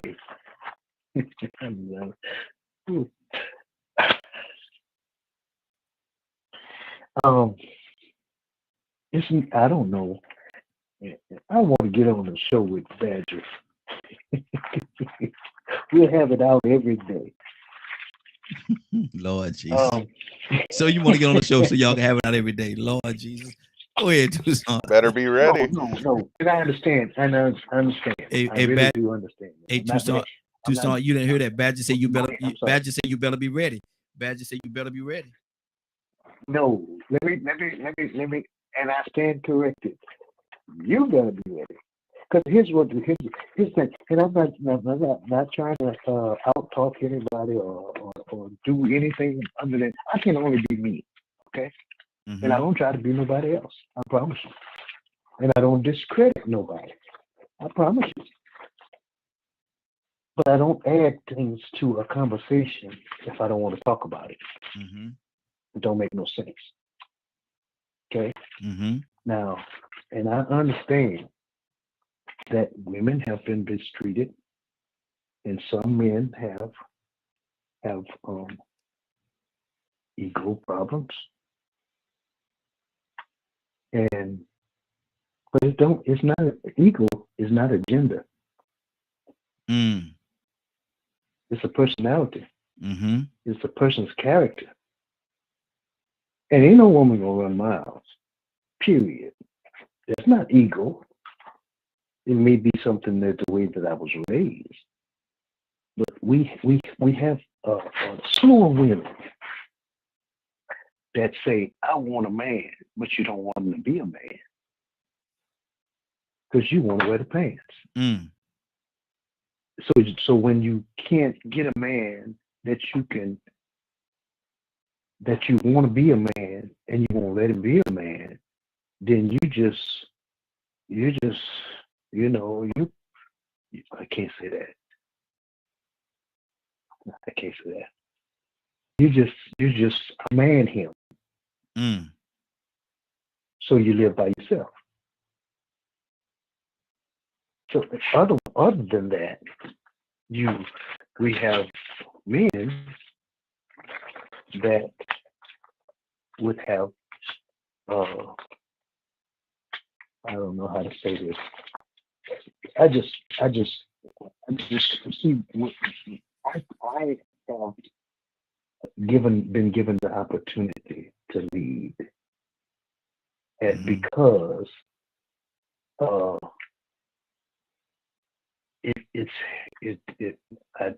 I need a help meet. I don't need to help meet. Mm-hmm. I don't need a help mate. I need a help meet. And we meet each other right down the middle and we make it work. That's what we do. Mm-hmm. Wow. I don't try to run nothing. I don't want her behind me. And I'm not going to be behind her. Mm-hmm. We walk together. Yeah. And we make it happen. Good deal. It's not, it's just, it just makes sense. That's all. Okay. Good deal. Good deal. Leonard, good morning, sir. How you doing this morning? Ooh, Leonard. Uh-oh. Good morning, Raheem, and the Morning Glow family. We're talking about accountability today. We're talking about accountability today, and it was said yesterday that men need to take accountability for their positions and things that they're doing in the household and in the community. And Cassandra brought a point today that a lot of women are not doing the things that they're supposed to do, and they're holding the kids hostage against the fathers and different things of that nature. So we're talking about accountability. Leonard, what's on your heart? Wow, that's a lot, Raheem. Yes, sir. And first of all, a person needs to clarify their accountability, what they need to be accountable for first, before you start assigning blame to anybody. That's one. Is take care of your business first and address yourself and how you're going to be more accountable. Then you can move on to other people in your life that may need some help with taking responsibility and then being accountable for that, whatever that may be, whatever role that you're playing. I think I said on the show before that what's funny about some Christians is they sit there and stake their authority and everything on the Bible. And is that all you got? What do you do? What do you do? I know what you're talking about, but you quote scripture, but what do you do actually? Do you do what it is you're supposed to do? And then you got some people start to argue, well, they should do this. See, there you go again, talking about what they should do. I'm talking actually what you should do. Clarify your role and responsibility in your relationship first. Then move on to the next one in the relationship. So when we're talking about who's not doing what, we don't want to get into that foolish blame game. That's not productive. Okay, good. I didn't know you was gonna stop. You stopped abruptly on me there, brother. You stopped abruptly on me. I thought you was going to go a little further. But Rico, what's on your heart, brother? Talk to me. Yeah, man. To me, Leonard said a key word then, and I said it earlier. Blame. See, what happened is, most people, well, let me say this first. When you hear the word accountable, human beings, get out your feelings. Because when something good happens, you're real quick to want to take credit for something good happening, the part that you played in it. But guess what? It's enough blame to go around between black men and black women about how we behaving and acting and the reason why our families are torn apart. It's enough blame to go around. You just can't blame all the black women because there's some good black women. You can't blame all the good black men, all the black men because there's some good black men. Guess who's keeping me from my son? It ain't just my baby mama, but family courts, the system. It's keeping me out of my son's life too. See, they made me accountable for child support to make sure I could take care of him, even though I was taking care of him anyway. But they didn't make her accountable by how she managed the money or how she did his mental side of it by keeping him from me and not having the guidance that he needs from his father. Oh, no, man, you just don't know what I got to go through. She could not come to court and hide and do all these things. And guess what? Ain't nobody holding her accountable for parental alienation. And they've been knowing that this has been going on for years. And guess what? Government still ain't trying to fix it. They know your kids fall through the cracks and go through this school to prison pipeline. It ain't just my son, it's plenty of them. But you know what I catch myself doing? Because Curtis, he said something earlier. Sometimes I could get in a situation where somebody did something to me I didn't deserve and I got ripped off and I think to myself, dang, if I would have did, it wouldn't have happened. I still find myself trying to find out what it is I could have did different. What is it that I missed that made me overlook the fact that this joker was scamming me or conning me, or she was cheating on me, or whatever it is that you're doing that really is going against your best benefit. You have to find out and you ask yourself, dang, is there something I could have did different? You know, I catch myself all the time. I done did it on here plenty of times. I condemn WAP.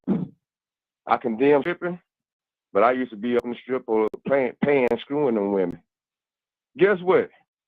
I condemn immoral behavior, but you know how much money I done got out of woman's tail? Pimping. So I have to hold myself accountable for the music that I done that contributed to the way things are now, because I gotta I do hold myself accountable for contributing to that behavior that led to this behavior. That's what we have to do.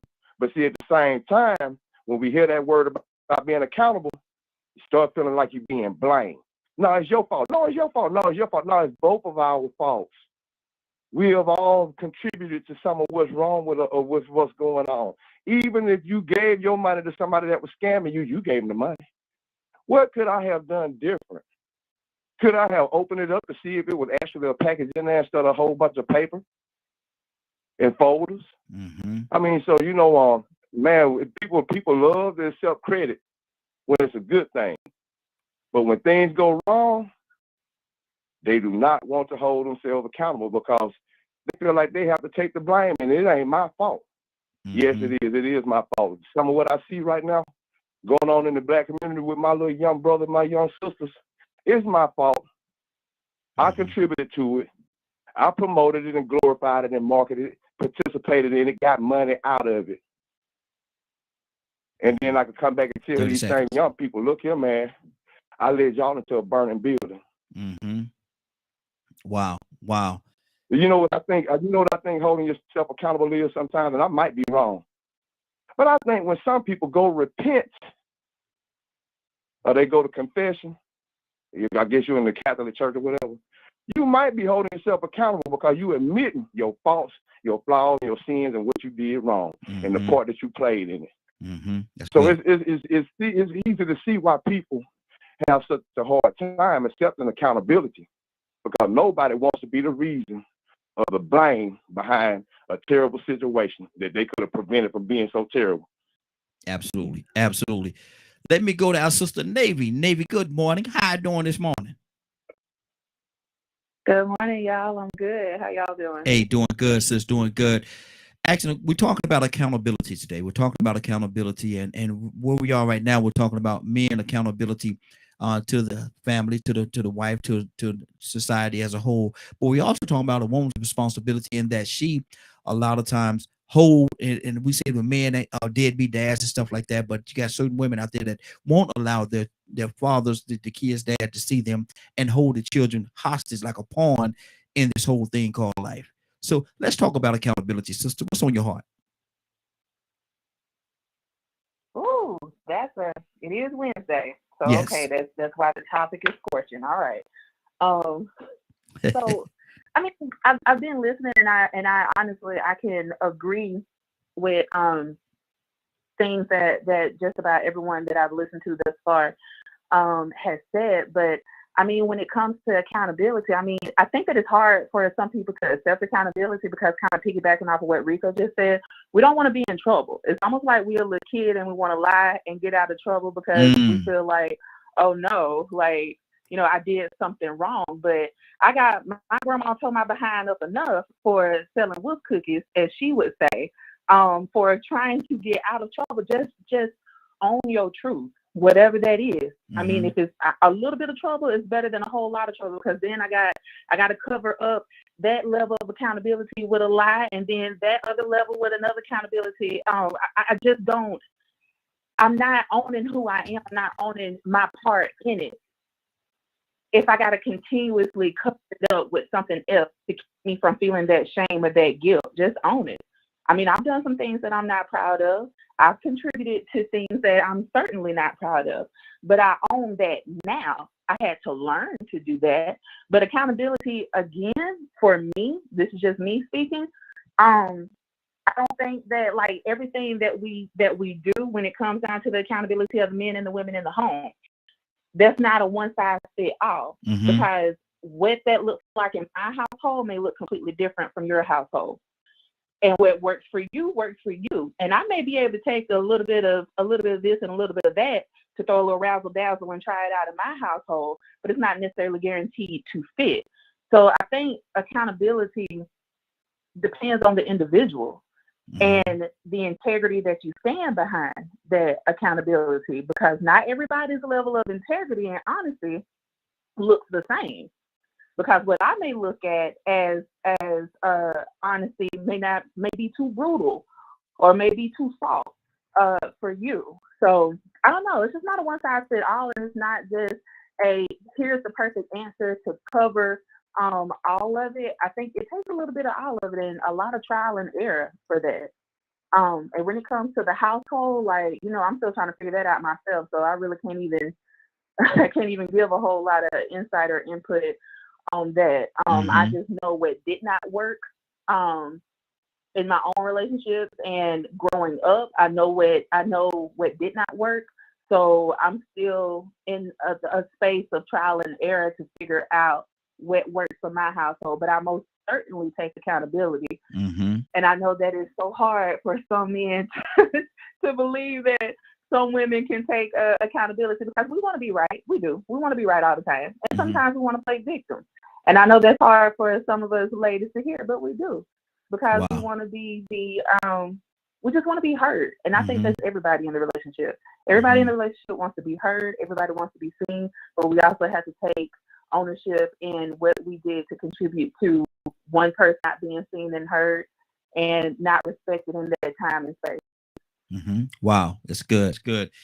We're gonna go to Cassandra, Curtis, and then we're gonna go to Ibrahim. Cassandra.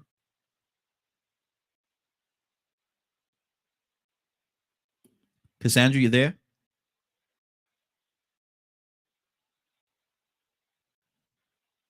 Cassandra, wake up and go to sleep. Cassandra, wake. I'm sorry, I'm here. I'm here. Okay. So yeah, I really like what everyone is saying, and I when Navy was talking, I thought about my accountability to my children. I made some major mistakes trying to make up for the absence of their fathers. I made big mistakes. So and I've admitted that to them, that I was just trying to, do what needed to be done to make sure that they were okay. I overcompensated with my children. I'm telling y'all, I worked 2 jobs and was in school, but I gave them stuff, and I didn't want my children to work. When they were in high school, I said, no, do not work. Just go to school and get your education. That was my big thing. I think that was a mistake, but I thought I was doing the right thing because I worked from a very young age, like too young, 12 years old. I was working after school, and it did something to me. And I never wanted to see my children do that or suffer the way I felt like I suffered. So, I take responsibility for that, even when it comes to my children, some of the mistakes that I made in raising them. All I can do is own up to it. I can't go back and change it, but I did make major mistakes. Wow. And we're talking about. Can I say something real fast? Yeah, go ahead. Can I say something? Cassandra, I'm gonna give you a pat on the back because I got a feeling that this is something that just came to you. Yeah. But I've said it to my children. That's you. Yeah. Wow. Yeah. Wow. That's good. That's good. Kurt, what's on your heart, brother? Talk to me. Wow. Sandra, dear sister, thank you, baby. Thank you, baby. That's first and foremost. Because you just jumped with leaps and bounds. But it take a whole lot to admit that. Absolutely. And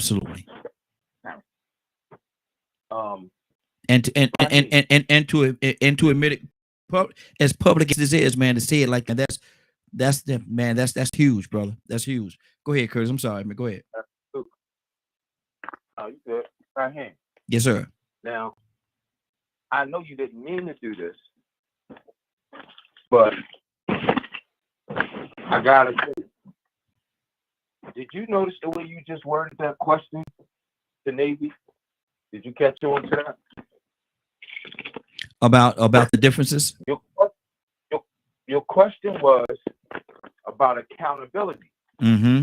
You attached the word accountability to men. Mm-hmm. But when you talked about the women, you attached responsibility. Yeah. You understand? Mm-hmm. Now, this just me. We talking about accountability. So it sounded like you made it palatable, right? Mm-hmm. I get it, but all at the same time, that's why I'm so glad that Cassandra came back and said what she said, because she took it right back to the root, which is accountability. One of the things that I've noticed in all these years that I've been working in human services, working as a therapist, as a residential counselor, as a da-da-da, as a youth service coordinator, the whole nine, as a director. One of the things that I have noticed is we as human beings, we can know what our responsibility is. Mm-hmm. But we ain't quick to be held accountable for those responsibilities. Mm-hmm. See, responsibilities are duties. Accountability is the measurement for which this duty has been accomplished. Yeah. Or measurement for which this duty has not been accomplished. Mm-hmm. So I'm so glad that Cassandra came right. See how God works. She came right behind you. Said, look, you know what? I have to take some accountability for what went on with my kids. Yes. In my house. Mm-hmm. Mm-hmm. I did. See, now she's shifting to the responsibility calendar and saying, these were my responsibilities. Did I succeed at that? No, I did not succeed because I overcompensated. Mm-hmm. She's actually telling you what she did, and she's telling you how she did it. Mm-hmm. So now, if she was given the opportunity to do it all over again, she knows, okay, no, hold on, can't do that now. But lastly, I do want to say this. When we think about child labor, because I've been studying this thing a little bit, because I'm seeing what it's doing in certain metropolitan cities, we have to keep a very, very sharp eye on that, because there's a fallout that goes child employability that I'm not ever addressed, and we can't address it on this show right now, but there's some fallouts that go towards that if you as a parent are not in your child's ear. Mm-hmm. You see what I'm saying? That whole, make it get a job, and this, that, and the third. Cassandra, you dead on point. Mm-hmm. But there's some things that as a parent, as a young parent, that you need to balance out when you allow for your child to take that step. There's a greater responsibility that child takes on when they decide to get out there and get a job and still in school and this, that, and the third, that they might not know about. Yeah. Yeah. Right? Mm-hmm. Once 30 seconds, happens, Curtis. What I'm saying happens is this. The kid is now looking at, an impoverished kid is now looking at, I can make money or I can go to school. Mm-hmm. And it's a slippery slope. It is. But that's all. Good deal. Good deal. And I want to say, Lisa Watts, good morning to you. Thank you for joining. I definitely thank you for following the broadcast. We definitely appreciate you for doing that. And everybody that's listening, we got a lot of people. I do apologize. I don't get an opportunity to go down and welcome each and every one of you in here, but glad that you're here. I'm glad that you're here. You could be a part of the conversation. All you have to do is give us a call at 508 924-3521. 508-924-3521. Ibrahim, on your heart, brother. Yeah, I interesting conversation. I Yes, hear a lot of growth, Mm-hmm. and I hear people reflecting. But when I heard Mr. Hicks, man, I almost said, wow.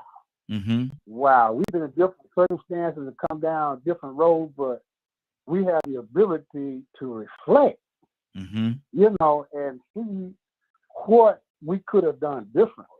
Okay. Without explaining a lot of blame, right? Mm-hmm. Because a lot of things affected our lives. Yes. You know, I don't know how to explain some things to the present, but we used to do role play, and we used to like when you debate, you take two sides, right? Mm-hmm. And a man and a woman in the bedroom. All right, and I ain't trying to get, and it's not a dirty thing. I'm trying to get dirty, right? The man's thinking, man, I wish he just stop laying and bring something to me. Mm-hmm. And she's thinking, wow, if I want to move, if I move, it's gonna be over with. He can't handle it. You know what I mean? So, you know, Ibrahim, silly, but you think about it. Ibrahim, I'm about to send you over in that corner, brother. I'm about to send you over in that corner. Well, before you do that, right? Before you do that, before I do that, okay, go ahead, brother. No, you see where I hope you see where I'm going. I see exactly what you're going. We assign blame and purpose to a lot of things, right? Mm-hmm. But we're coming from the opposite. Mm-hmm. You know, if we was to specifically, like when you go into I felt it every relationship I had, and I have people say, "What do you mean you fail? Do you do this? You do that?" I failed because I couldn't tell people or explain to them or get them to react how I felt about certain right? Mm-hmm. And vice versa. And sometimes I feel like I gave more than I should have, and I received less. You know, and I think what my daddy said, women will change on you. Mm-hmm. He didn't mean that as a good or a bad thing, right? Mm-hmm. What he meant is that you have to be prepared. And I used to talk to young men and try to counsel them. They tell me, "We don't get married, I'm gonna marry." But he always saying that we're gonna do this, and I got this. I'm gonna raise my family, I'm gonna do this for my family, blah blah blah. I'm gonna be a man, blah blah blah. And it sounds to me, I like, so well. I said, what's your girlfriend think? What's your fiance think? Mm-hmm. She go along with it. Oh, I said, you got a problem. Yeah. She said she don't know. I said, you got a bigger problem, right? Mm-hmm. Because they're gonna grow up, and I've seen it happen in my kids and some of my children, other young men in life, how they did. And they said, you know what? I'm giving all this advice. I should have kind of listened to it. Mm-hmm. At the end of the day, there's some things about me I can't change. You know, I'm a failure in certain things, but other things, you know, I can pat myself on. People pat me on the back, and say, "Wow," you know, man, you know. But I look, Mr. Hicks. I have, you know, having the ability now. I can't explain it, and I guess everybody has to live part of themselves, right? But you know, I can explain over and over again. I can come up with reasoning and stuff like 30 that. seconds. But at the end of the day, it's just like you tell a kid that the stove is hot. One day he's gonna find out, what are you talking about? Yeah. What do you mean it's hot? It's gonna hurt you. Mm-hmm. You see, so that's what I'm trying to say. But I give Mr. Hicks that, you know, he lighted me up because I hear people, I have men in my same heart. You know, absolutely. I might not agree with him in a thing, but one thing I do, he's reflective. And when you have reflection, when you're able to look outside yourself and look at yourself as a third person, you had a beginning of growth. You had a beginning of changing things around you. Yeah. Do it while you're young. Don't wait till you get out of age. Exactly. Because you have some regret. There you go. You know, Lord. Miss I'm sorry. Miss Abraham, go on over there in that corner, brother. I'll come and get you. Look, go on over there in that corner, boy. I don't know what I'm going to do with you. Hey, Joseph, good morning, sir. How you doing this morning?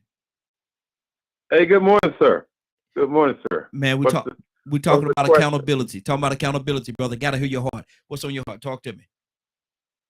Oh, yeah, accountability, yes. That's well, it's a loaded word, isn't it? And but it's very important. Let me narrow it down for you just a little bit. Where we are right now, let me get you up to speed. Oh no, were you listening to the broadcast earlier? Were you listening to the broadcast? I was not. That's what I was trying to get the full scope of it. Well, we're talking about accountability, and it was said that men have to take accountability for the household, have to take accountability for the household, for everything that goes on, and with the children and things of that nature. Don't be deadbeat dads and things of that nature. But we also talk about the responsibility of the young lady and how she has to take accountability as well, and not try to use children as pawns, and not try to keep the children away from the dads and different things of that nature. That she have to take certain responsibilities as well. What's on your heart, brother? Yes, I've seen both models. I've seen children manipulate either the wife or the mother, and I've seen strong fathers who put their foot down and says, "No, it's not going to go like that." And I've seen my step grandparents were two strong people. They stood together when it came to morals and raising their children. You couldn't go to the one and if the other said no, because the mother would say, "Well, what did your father say?" Yes. All right, and then the father would say, "Well, what did your mother say?" And I found myself trying to apply that model in my home. There's some give and take, because every now and then, because I had a daughter, there was things she could get away with me that she couldn't get away with her mother. So but life is so beautiful, man. It's about growing, man. Solomon put it in a nice way, and I guess it was Solomon in Ecclesiastes when he looked back over his life and reflected and saw sometimes where he failed, and saw some places where he succeeded. And isn't that life? Yes, sir. Yes, sir. That's life all day. And it's a beautiful thing, man. I don't think we should beat up on ourselves, because life does not come with instruction. Now, there's some things you can learn from others, but everything don't fit everybody's, relationship and so on and so forth. It's not a cookie cutter. It's not a cookie cutter situation. It's not. It's not. Yeah, but we got to be responsible. We got to be accountable to what we know to be right, and to be good, and what we know that will produce a young person who will be a productive citizen. We want to do our best to try to make that happen. And then you look back, and your children may tell you, "Well, you was hard on me about this, or blah blah blah, or I couldn't do this and that." But if you have love, if it's coupled with love, I think they can look back and say, well, you did the best you could with what you had. Yeah, exactly. That's good. That's good. We're gonna go in this order right here, and let me see. The next one up is going to be Toussaint. I'm gonna go to Mr. Hicks, then we're going to Leonard. Toussaint, what's on your heart, brother?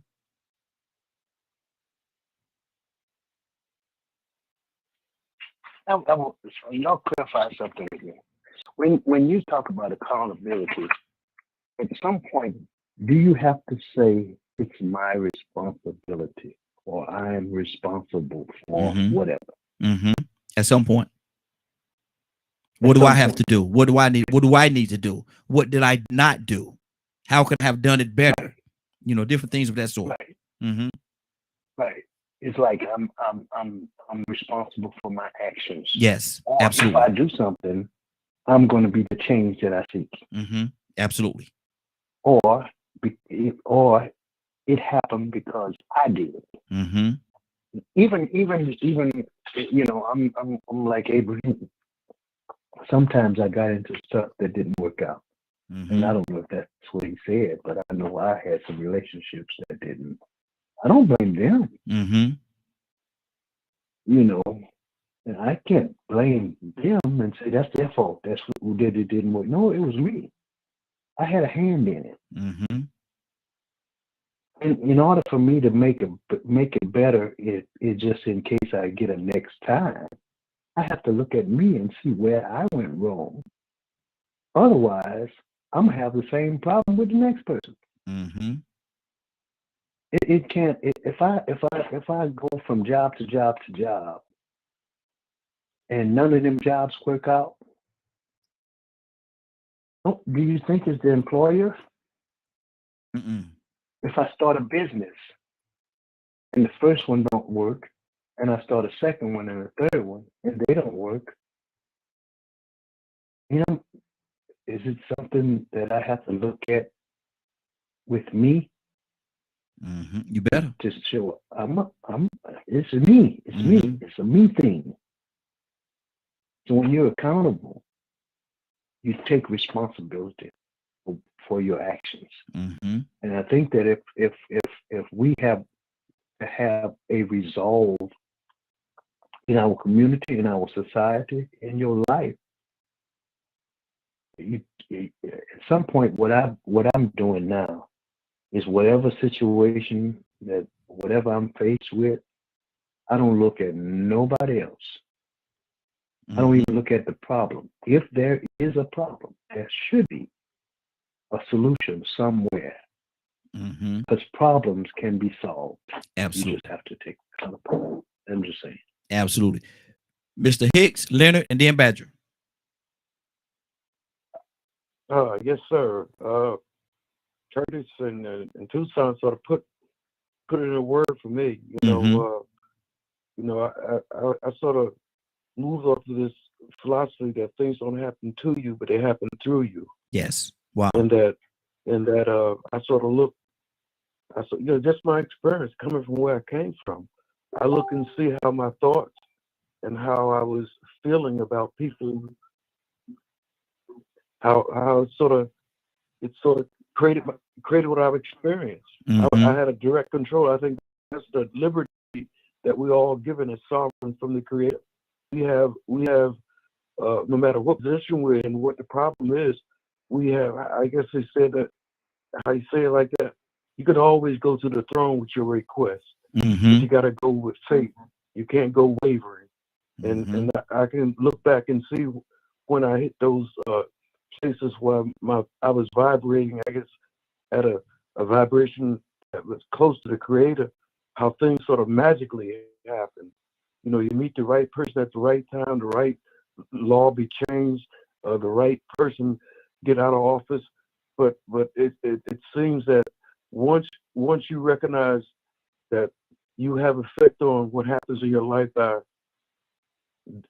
whatever your stance, trying to be a good person, just try, and being selfish enough to do a critical self-analysis of yourself on a daily basis. I mean, like, I actually sit on my bed at the end of the night and look at the day and say, like, wow, and that's accountability.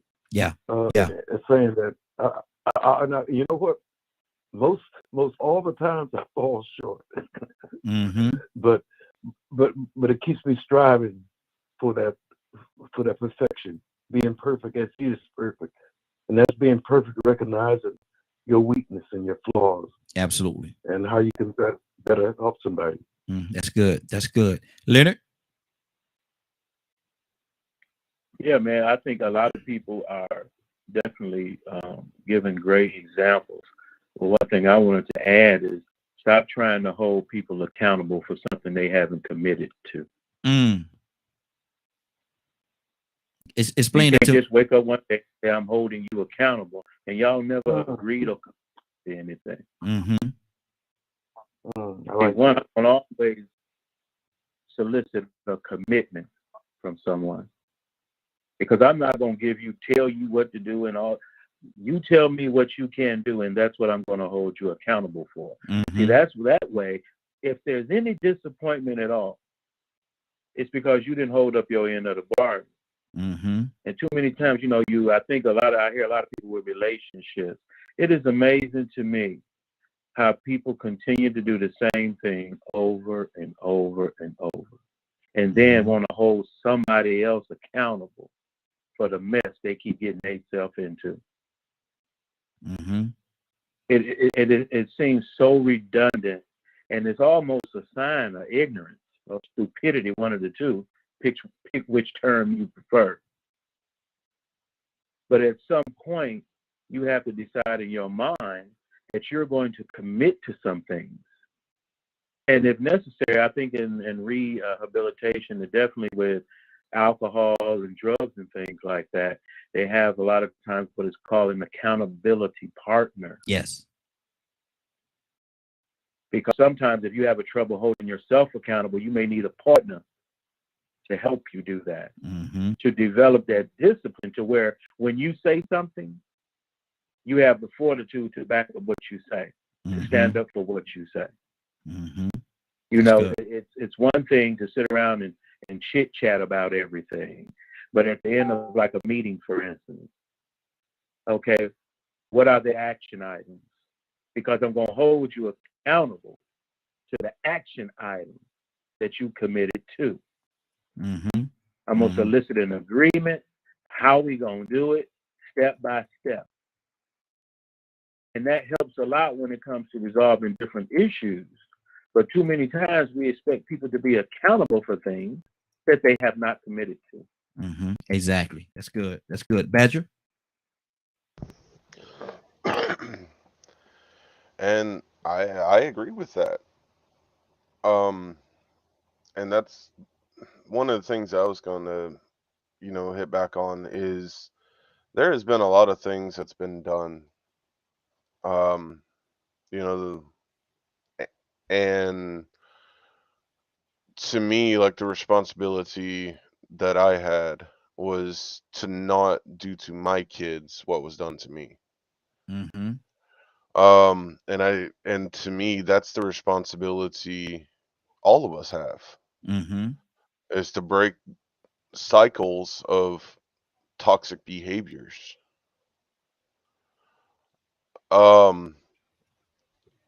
So when looking at accountability, when I made the comment that I made earlier, I was kind of shocked by that, actually.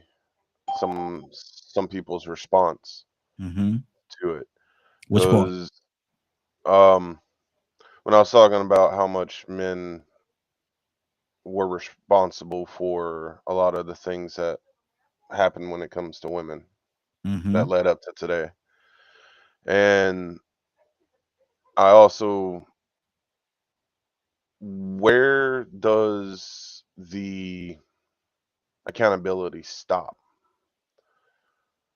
When is it not acceptable to think, say, or do things a certain way? Because dude, I swear that there are times where people will say that a certain person or a certain group needs to be held responsible. Yet if something is said towards the person about things that they could be held accountable for, all of a sudden, they get defensive and react.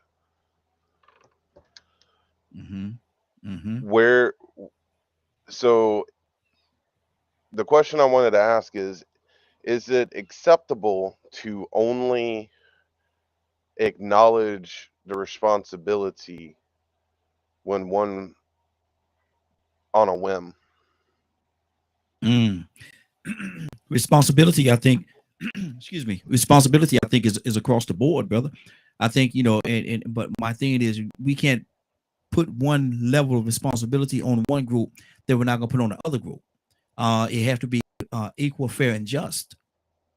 They have to be equal, fair, and just. And if it's not going to be that way, and we ourselves are being,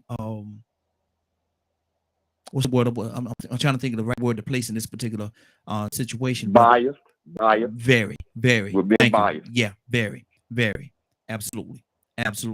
And so we can't do that. We can't say well you this, and forget about this part over here. There's two sides of the coin. I say it all the time. And I like to deal with both sides of the coin because I want to be equal, fair, and just to both entities that's involved. Cassandra, what's on your heart? Right. Yes. I have a question about what was just said because I think I may have missed something.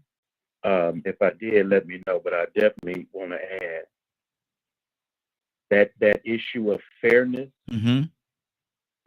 is not the best here in this situation. Okay, and why not? Because one, leadership carries greater responsibility. But not everybody are leaders that we're talking about. But it's not about what everybody may or may not be. It's about the role that you're playing. Some positions come with more responsibility. Okay. Let me ask this question, and I think this gonna take us where we need to go. Who technically, and it's different in everybody's household. Who's the leader in the household? In some households, the man is the leader. In other households, the woman, quote unquote, is the leader.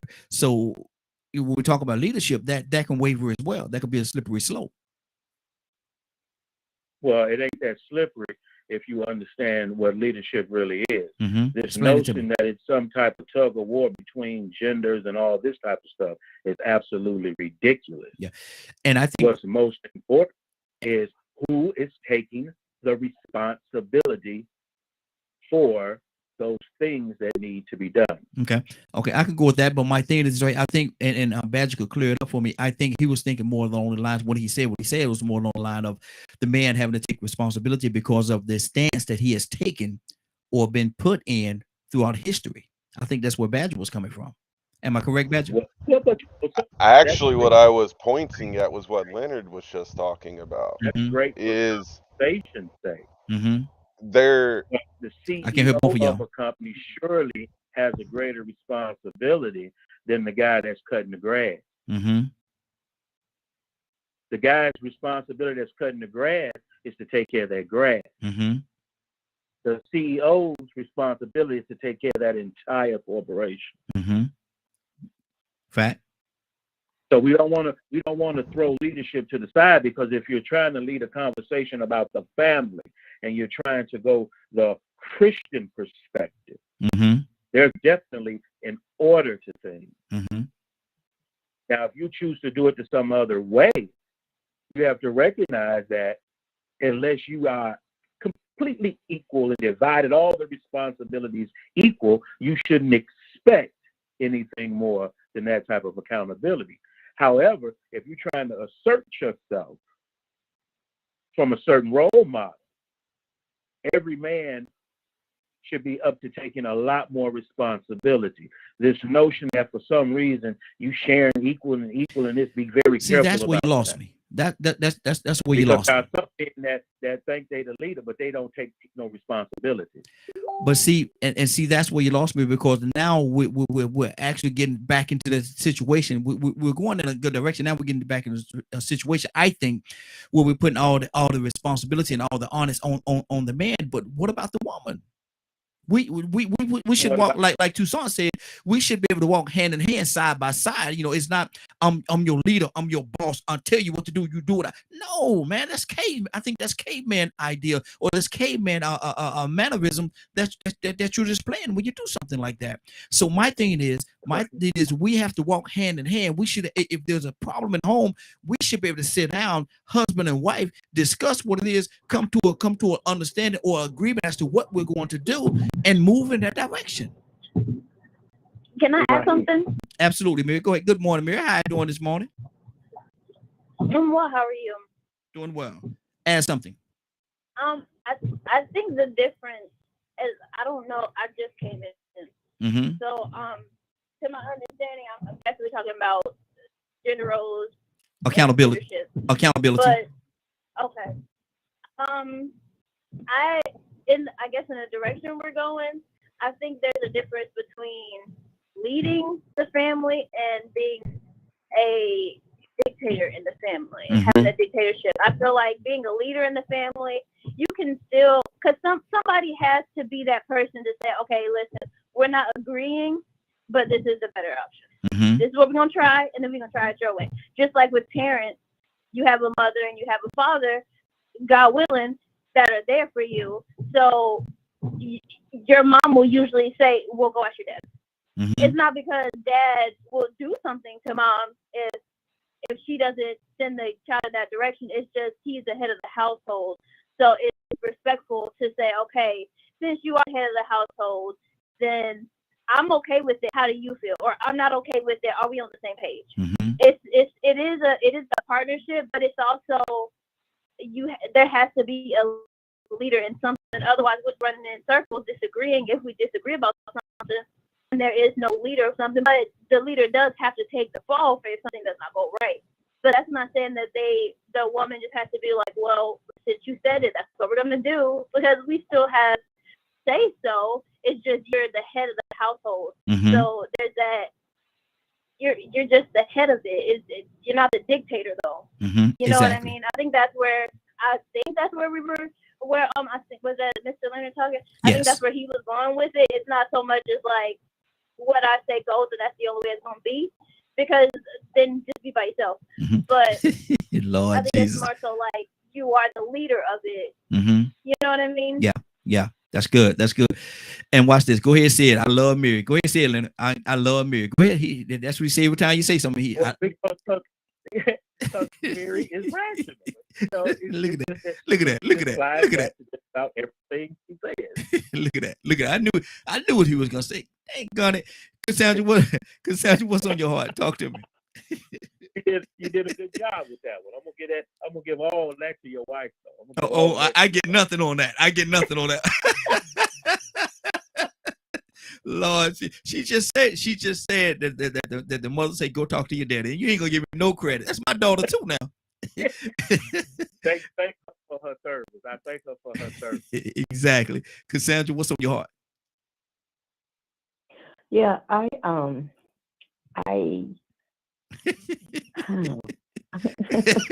I always why are y'all laughing? I ain't said nothing yet. We in preparation of what you were about to say, but go ahead. No, I'm about to say something nice. So anyway, yeah. It'll be a first. It'll be a first. Watch this. Because you heard what I said. So I've worked with I have worked with a lot of women over the years, right? And what I tell women when it comes to teaching relationships about relationships is, if you and your husband can't come to a decision on something, on a thing, let him go ahead and make the call. Let him go ahead and make the call, because the bottom line is, if it's not the right way, when things go awry, who can he blame? He can't blame you, because you stood back and let him make the decision.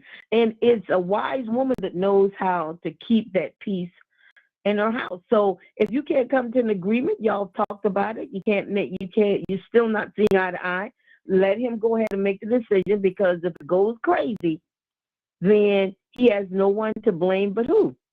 But Cassandra. Himself. Let me say this to you, Cassandra, and you tell me, I might be wrong. I've been wrong before, probably gonna be wrong again. But is that almost like a setup move? You take the lead. Yep, you take the lead. Yes, sir. That's exactly what it is. So whatever come out of it is on you. I ain't got nothing to do with it. Lord, that's what a smart queen does. See. Now here you go with the round of applause and all this stuff. Well, y'all something else. Oh, I second what she said too. I knew you would, Badger. Ego, man. Look. Oh yeah. Tucson, go ahead, brother. Go ahead, Tucson.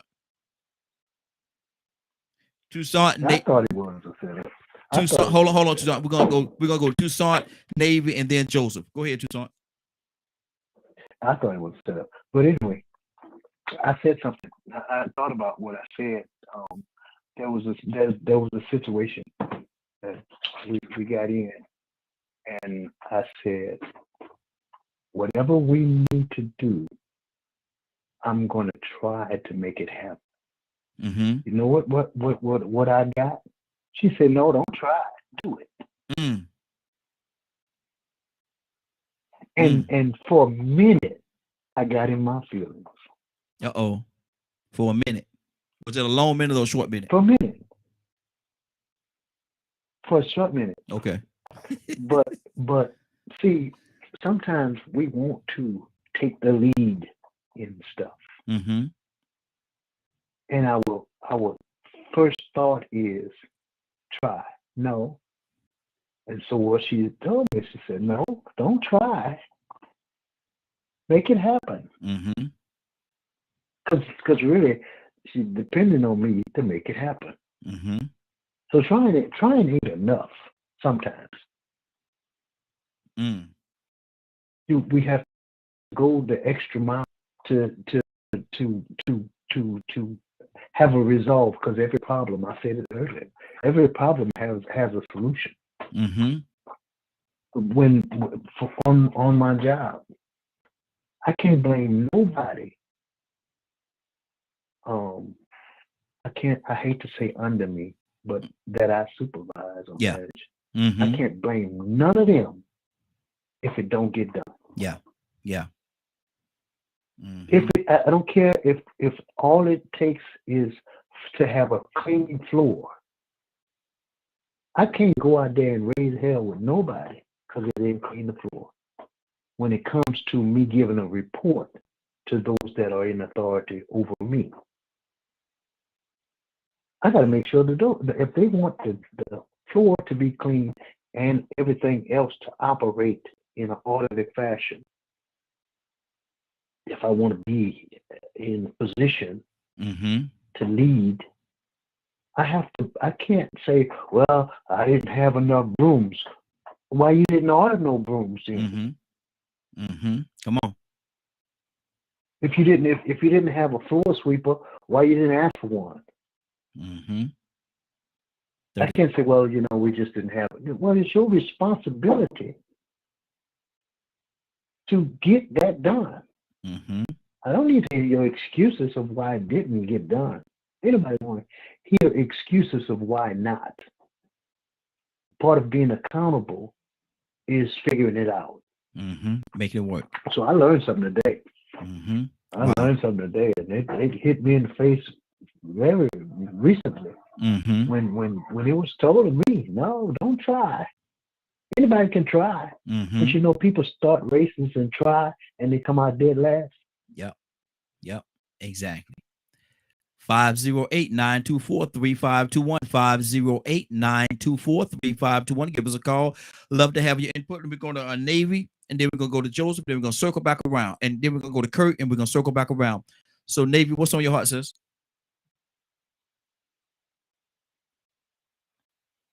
Navy? Hey, Mr. Rahim, can you come back to me right quick? Yes, I sure can. Joseph, what's on your heart, brother? All right. Well, I was reflecting, and I thought about the importance of all of us growing, especially between a husband and wife, both of us growing together and allowing each other to grow. And to me, liberation is so important because of much of what we came through. That the woman, she's got to deal with not only chauvinism, male chauvinism, but she got to deal with the society as well. So with my daughter, I was trying to teach her not to allow any man to maneuver her in a dependent position where she's solely dependent upon him. Because what if he leaves? Yeah. And if he does, will you be able to fend for yourself? And what if you're left with children? Will you be able to fend for yourself and your children? Will you have the wherewithal, to do that? Will you have the confidence, the leadership to do that?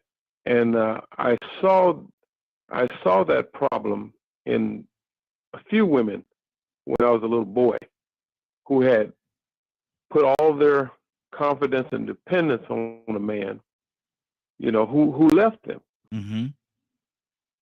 And then they were in a serious dilemma. So I think husband and wives should come up together, and I think they should grow together, and each of them should encourage the other and allow for growth. I'll be a little transparent with you. My wife and I got our high school diploma together. We both dropped out of school.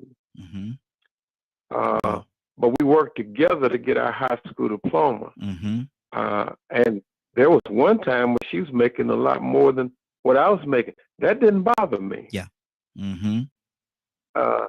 And, and then, of course, when I began having these top positions here and there, it didn't bother her, Mm-hmm. and Mm-hmm. she wasn't jealous or nothing like that.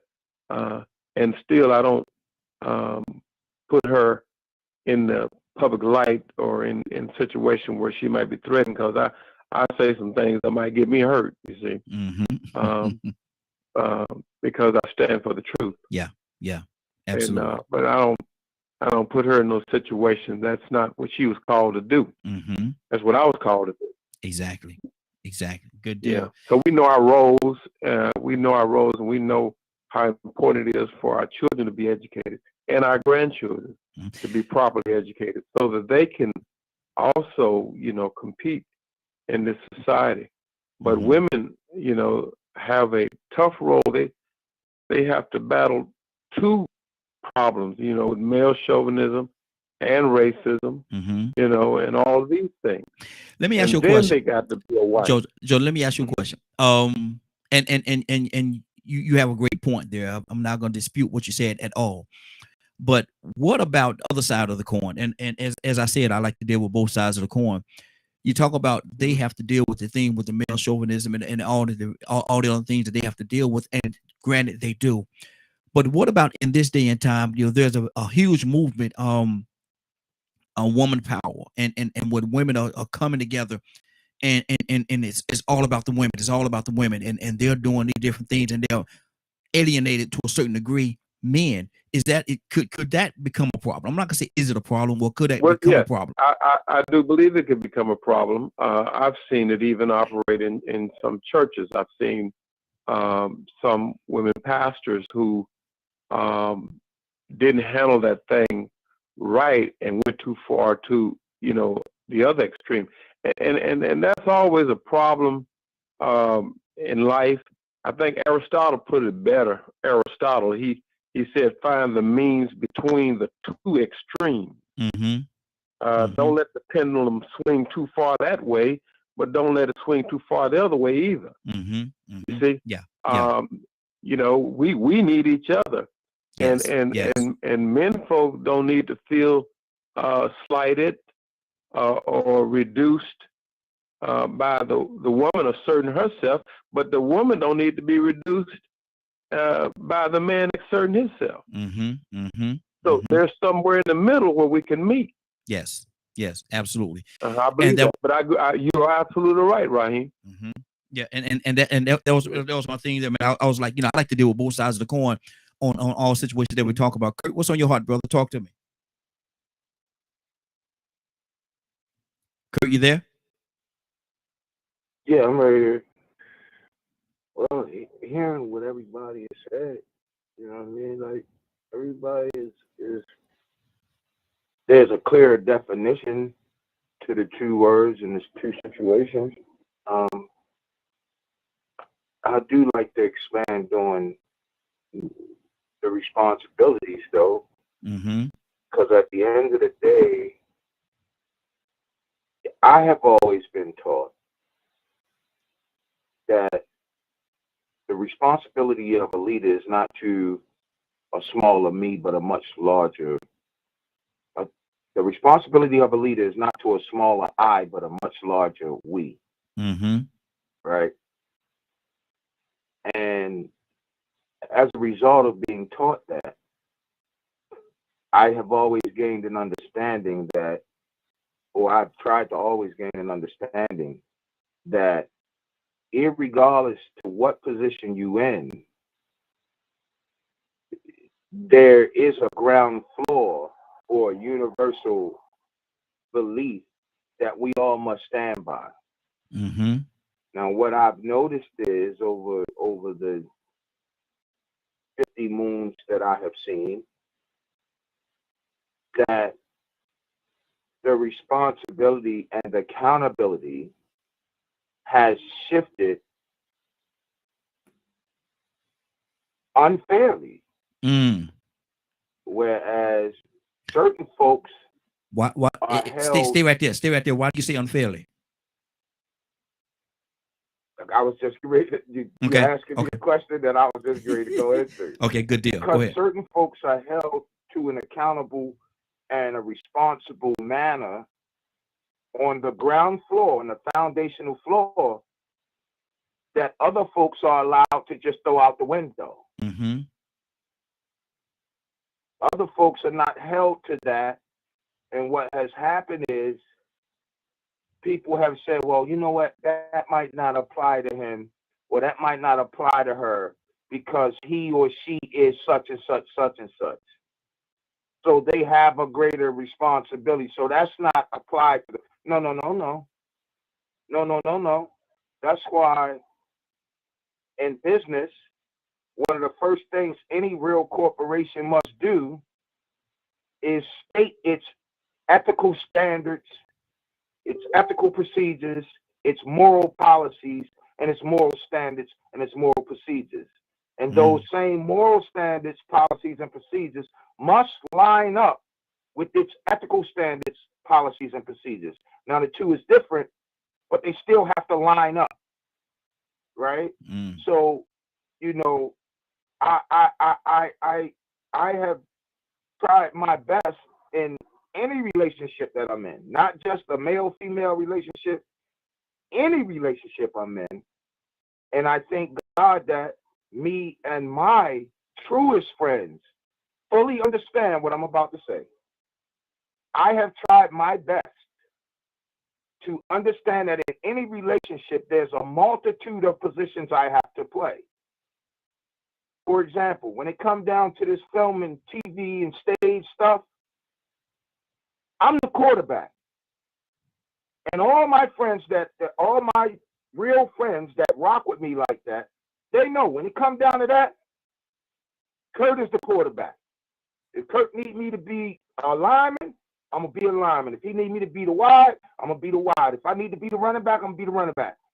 They all understand that. And they accept ethically and morally that the right person for this position is exactly what it is. In terms of my wife, if I want a new floor, and Empire come to my house to sell us this new floor, you know who I let talk that money? My leadership goes and sits down on my throne. Now it's time for my queen to stand up and speak to the commoners, speak to the masses, because that's her lane. So wrap it up, Curtis. I think sometimes we can go away from trading the responsibility or giving the responsibility to the person it best suits for the situation. You got to trade that thing. If you want to be happy, you want to be successful, you got to know, one, and I'll land the plane right here. One, you have to know and accept that any good leader is an even better follower. So you got to know when to follow and when to lead. Wow, good deal, good deal. You got to know what those responsibilities are, man. You got to. Good deal. Navy, are you available, Navy? Don't want to leave you out, sister. Are you available? Yes, sir. It was a turtle in the road. I was trying to help it out real quick. I'm sorry. Oh Lord, look. Oh, what's on your heart, sis? Talk to me. Accountability. Exactly. I don't know. I was listening to Mr. Curtis. I honestly don't have I don't know if I have anything else to add to it. I think everybody has done a good job of like wrangling it up what accountability is and what it isn't and how it's individualized and it's not cookie cutter and you know how we go about maneuvering through that in each and every area of our life isn't, while it may have some of the same foundations, it's not going to look exactly alike when it comes down to it. So I don't know if I have anything additional to add to that. I think everybody has done a good job of wrapping that up and putting in their 2 cents in this combo. Absolutely. She said 2 cents. She ain't say nickel, a dime, a quarter. She said 2 cents. She said 2 cents, 2 pennies, 2 pennies. Rico. But like they 2 mics, and look how she was blessed from it. So see, them 2 cents ain't as cheap. There you go. That's expensive. That's expensive. 2 cents. Expensive. Rico, what's on your heart, brother? Well, I'm going to change the topic. Don't change the topic, brother. You can't change Still away from something that we ain't been talking about since we ain't got but 13 minutes left. Let me start with this. There's enough accountability and blame to go around. I don't know what y'all talking about. But there's enough accountability and blame to go around. Once you find yourself being able to hold yourself accountable, in other words, some people call it the blame, part of the blame, don't be ashamed. Address it. Ask yourself, what made you, what in your value system or in your standards made you or influenced you to move the way that you did? In some of the cases, when we look at the Black community and we start trying to see who's accountable, or I ain't gonna say who's accountable, who's behind it, who's accountable? Yeah, who's accountable for what's going on in our community? We know Black men and Black women both are. But we also, we don't miss the ball, man. We dropped the ball so much today.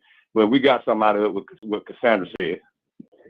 There are other things in place that create the conditions that warps the mind to make people function and act the way that they do, that makes them work against their own best interests, that makes them overlook the value of how their behavior is messing the children up or messing up their community.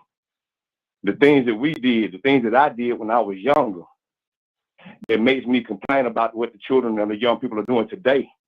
I have to accept my accountability and ask myself, well, what made me accept that standard? What made me feel comfortable doing those things that I did back in the day? And I have to reflect and do some introspection and start looking at all the things, the influences, the people that was around me, the environment, the things I needed, the things I wanted. What was important, what wasn't important. What did I slip up at? What made me overlook some of these things and contribute to this situation that I'm in, even if I'm the one that got scammed? What made me so careless to the point where I let somebody get over on me and I know people scamming? Was it because I was greedy? What has me thinking like this? What made me move out of order to where I left myself vulnerable and susceptible to somebody doing something to me? So I think, man, we missed the mark, because really and truly we were supposed to start talking about how the industry and the system, the institutions in the system had a part to play in what's going on, and not just the Black community, but the way the world is functioning, and it's rotated to who's accountable. And now we're talking about leaders. I don't know, like I said, I'm just trying to wrap my head around. I think I need to go and alter my mind state after I get off of here. Okay. Good. But we have to go back and start to rethink what made us think and make the decisions that we made when we contributed to some of these things that we now can hold ourselves accountable for. But don't be ashamed, because if you're too ashamed to hold yourself accountable and address those issues, address those flaws, they'll repeat themselves. And you'll pass it along, and you'll also be contributing to the things that you really have a disdain for. Okay, good deal. We're gonna go in this order right here. We're gonna get out of here in a few minutes. I really wanted to do our debate today, but we didn't get a chance to make it to that. So we're gonna save that for Friday. We're gonna go Badger, Leonard, and Mr. Hicks. Badger, what's on your heart, brother? I want to follow up on what Rico was saying. Okay. And that's kind of what I was pointing at this whole time is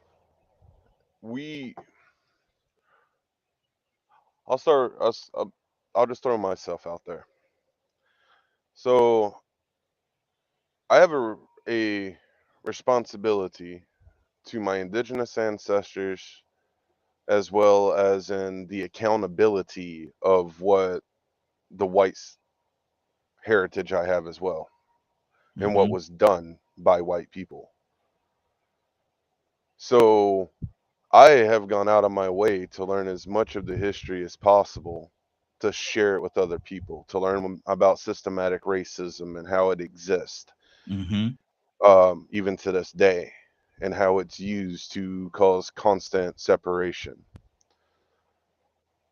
The accountability of I am not what some people want to accuse me of, and taking the accountability of not reacting as much as possible. And to me, there's a lot involved with that. Acknowledging the fact that to not take certain comments personal due to experiences in the current state of things.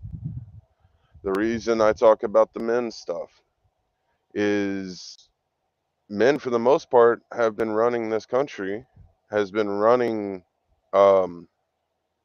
Europe and all that kind of stuff. They didn't let women do anything.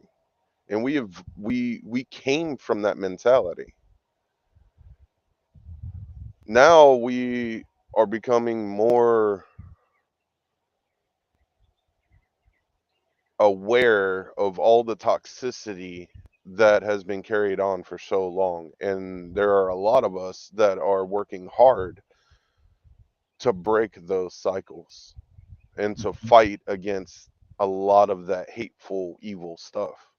Okay. Because to me, what I feel 30 seconds. Each human being should be accountable for is what is righteous and what is evil. Okay. Because almost every one of us can agree to what evil is. Now we need to be accountable for working together to fight it. Okay. We said we was gonna go to Leonard and then Mr. Hicks, but Paul has been actually holding on for a second. So let me fit Paul into it. Paul, what's on your heart, brother? Good morning. How are you doing this morning? Good morning. Listening to some of you guys were really a lot of different aspects of this accountability thing.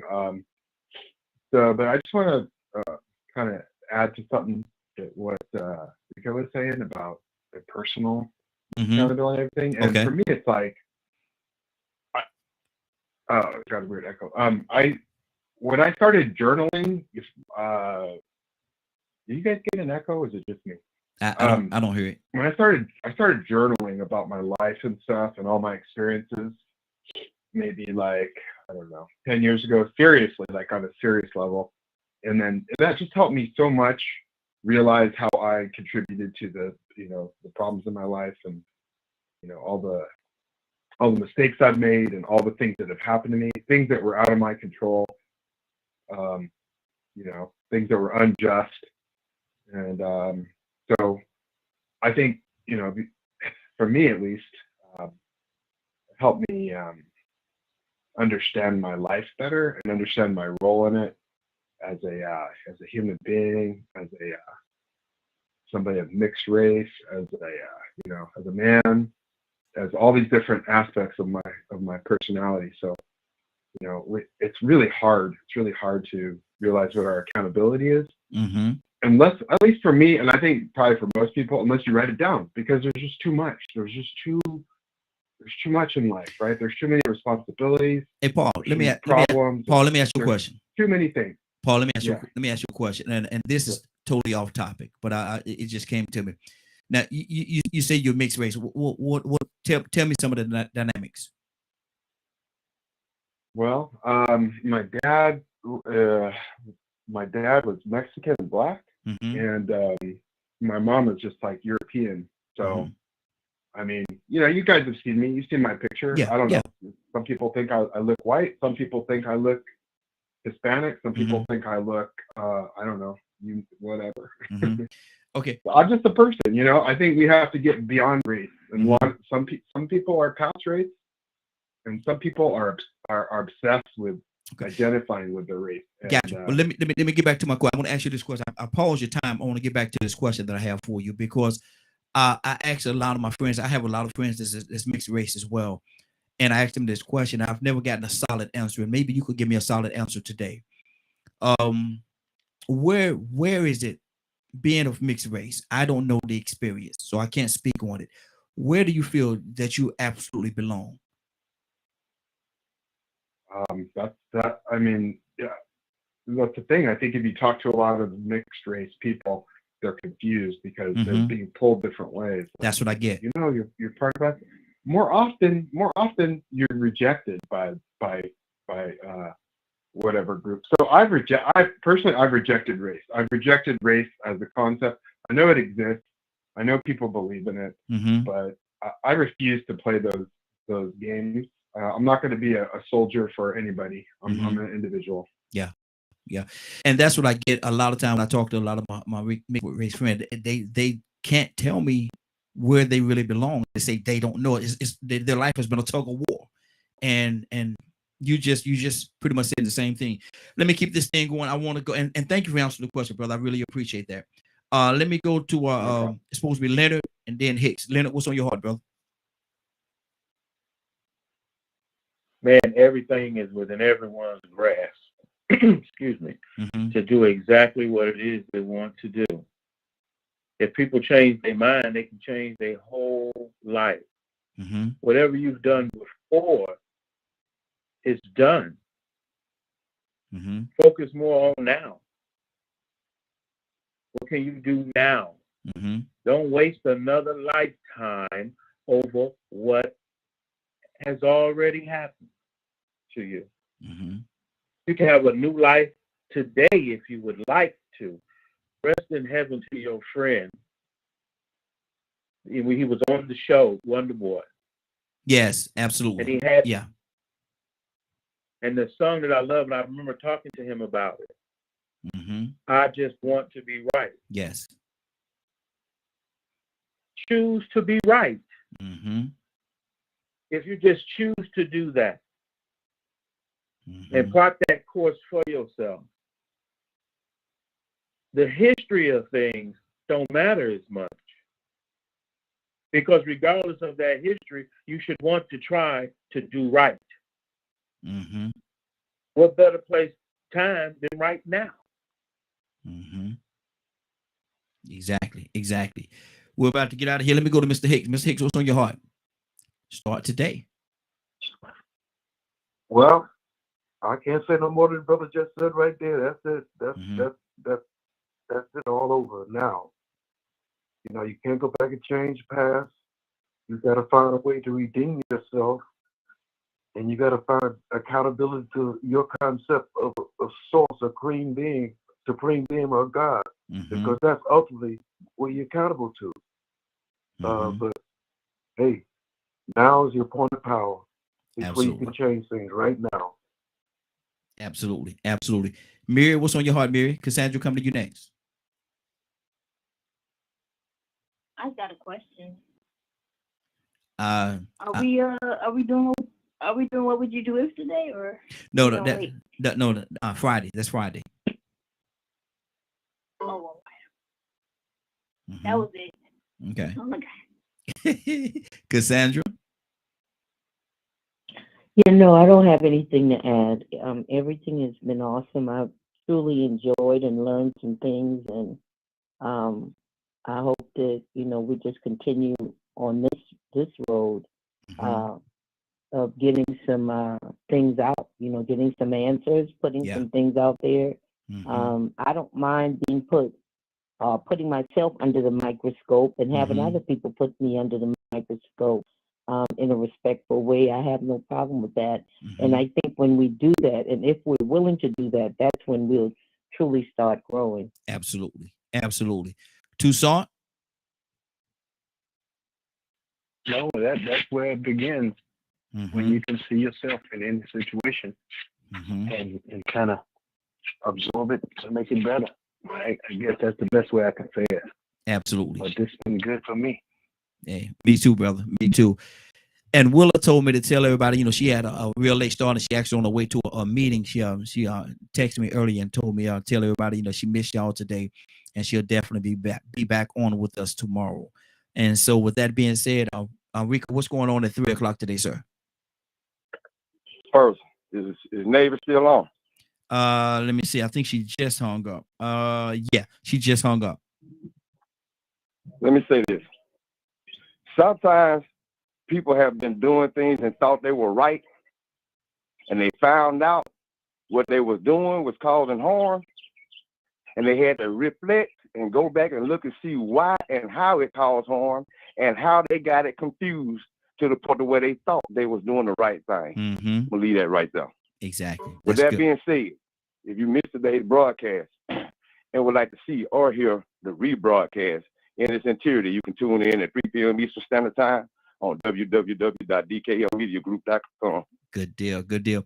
And I think I didn't get a chance to say it to her before she hung up. Hopefully she's still listening. But I think that's huge when she said she took the time. She was traveling and she took the time. There was a turtle in the middle of the street. And she found that turtle important enough to go and get him out of the middle. Stop what she was doing, pull over and get that turtle out the middle of the street. That, to me, that's huge. That's huge to me, man. That shows what's the word, man? Words are escaping me today, man. But that to me, that was tremendous that she did that and took the time to do that. Toussaint, are you there? Yeah. Toussaint, we're gonna lean on you for the prayer this morning, brother. Can you pray us out? We're gonna break Rico's heart. Never not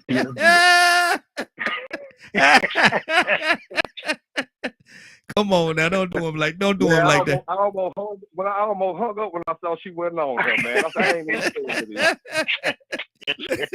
Hey, look, Rico like, I don't even want to pray no more. Exactly, man. Just end the show, man. Don't even do no prayer today. Don't even do no prayer. I'm gonna do like Bernie Mac nephew. Why you get off Rico? Him praying today. Him praying. Exactly. Toussaint. I'm telling you. But anyway, God our Father, we just thank you. We just give you the glory you deserve. Especially and just not saying it is not enough. You deserve all glory and honor and praise just for who you are. You're the great King. And we worship you, we praise you. And everything that's said and done, God, help us to just apply it to our lives so that we could be better. That's our prayer. In Jesus' name, amen. Amen. Amen. Anybody got anything before we get out of here? Anybody got anything? Sound like everybody's good. It's been a great broadcast. I want to thank everybody for joining us. And more than that, I want to thank you for allowing DKM Media Group and Associates and the Morning Glow for being a part of your day. It is now 10:07. You're about to exit the Morning Glow. But before you go, I want you to do me two favors, if you will. One, I want you to continue to pray for us because we're certainly praying for each and every one of you. Number two, why this is real simple, I want you to go out there, find somebody and give them a hug, because you never know, it could be the only hug that they get, or it could very well be their last. Love you, and ain't nothing you can do about it. Have a great day and a better tomorrow. Now we shine some of this light on you from the Morning Glow. Take it out there into this wicked and cruel world that we live in, and let your light so shine. If you get an opportunity, give somebody some love. You just might find some love in return. Won't that be a beautiful thing? Have a great day. Take care of each other. And please, please, please be blessed. See you tomorrow. God say the same. Love you. Take care of each other. And again, be blessed.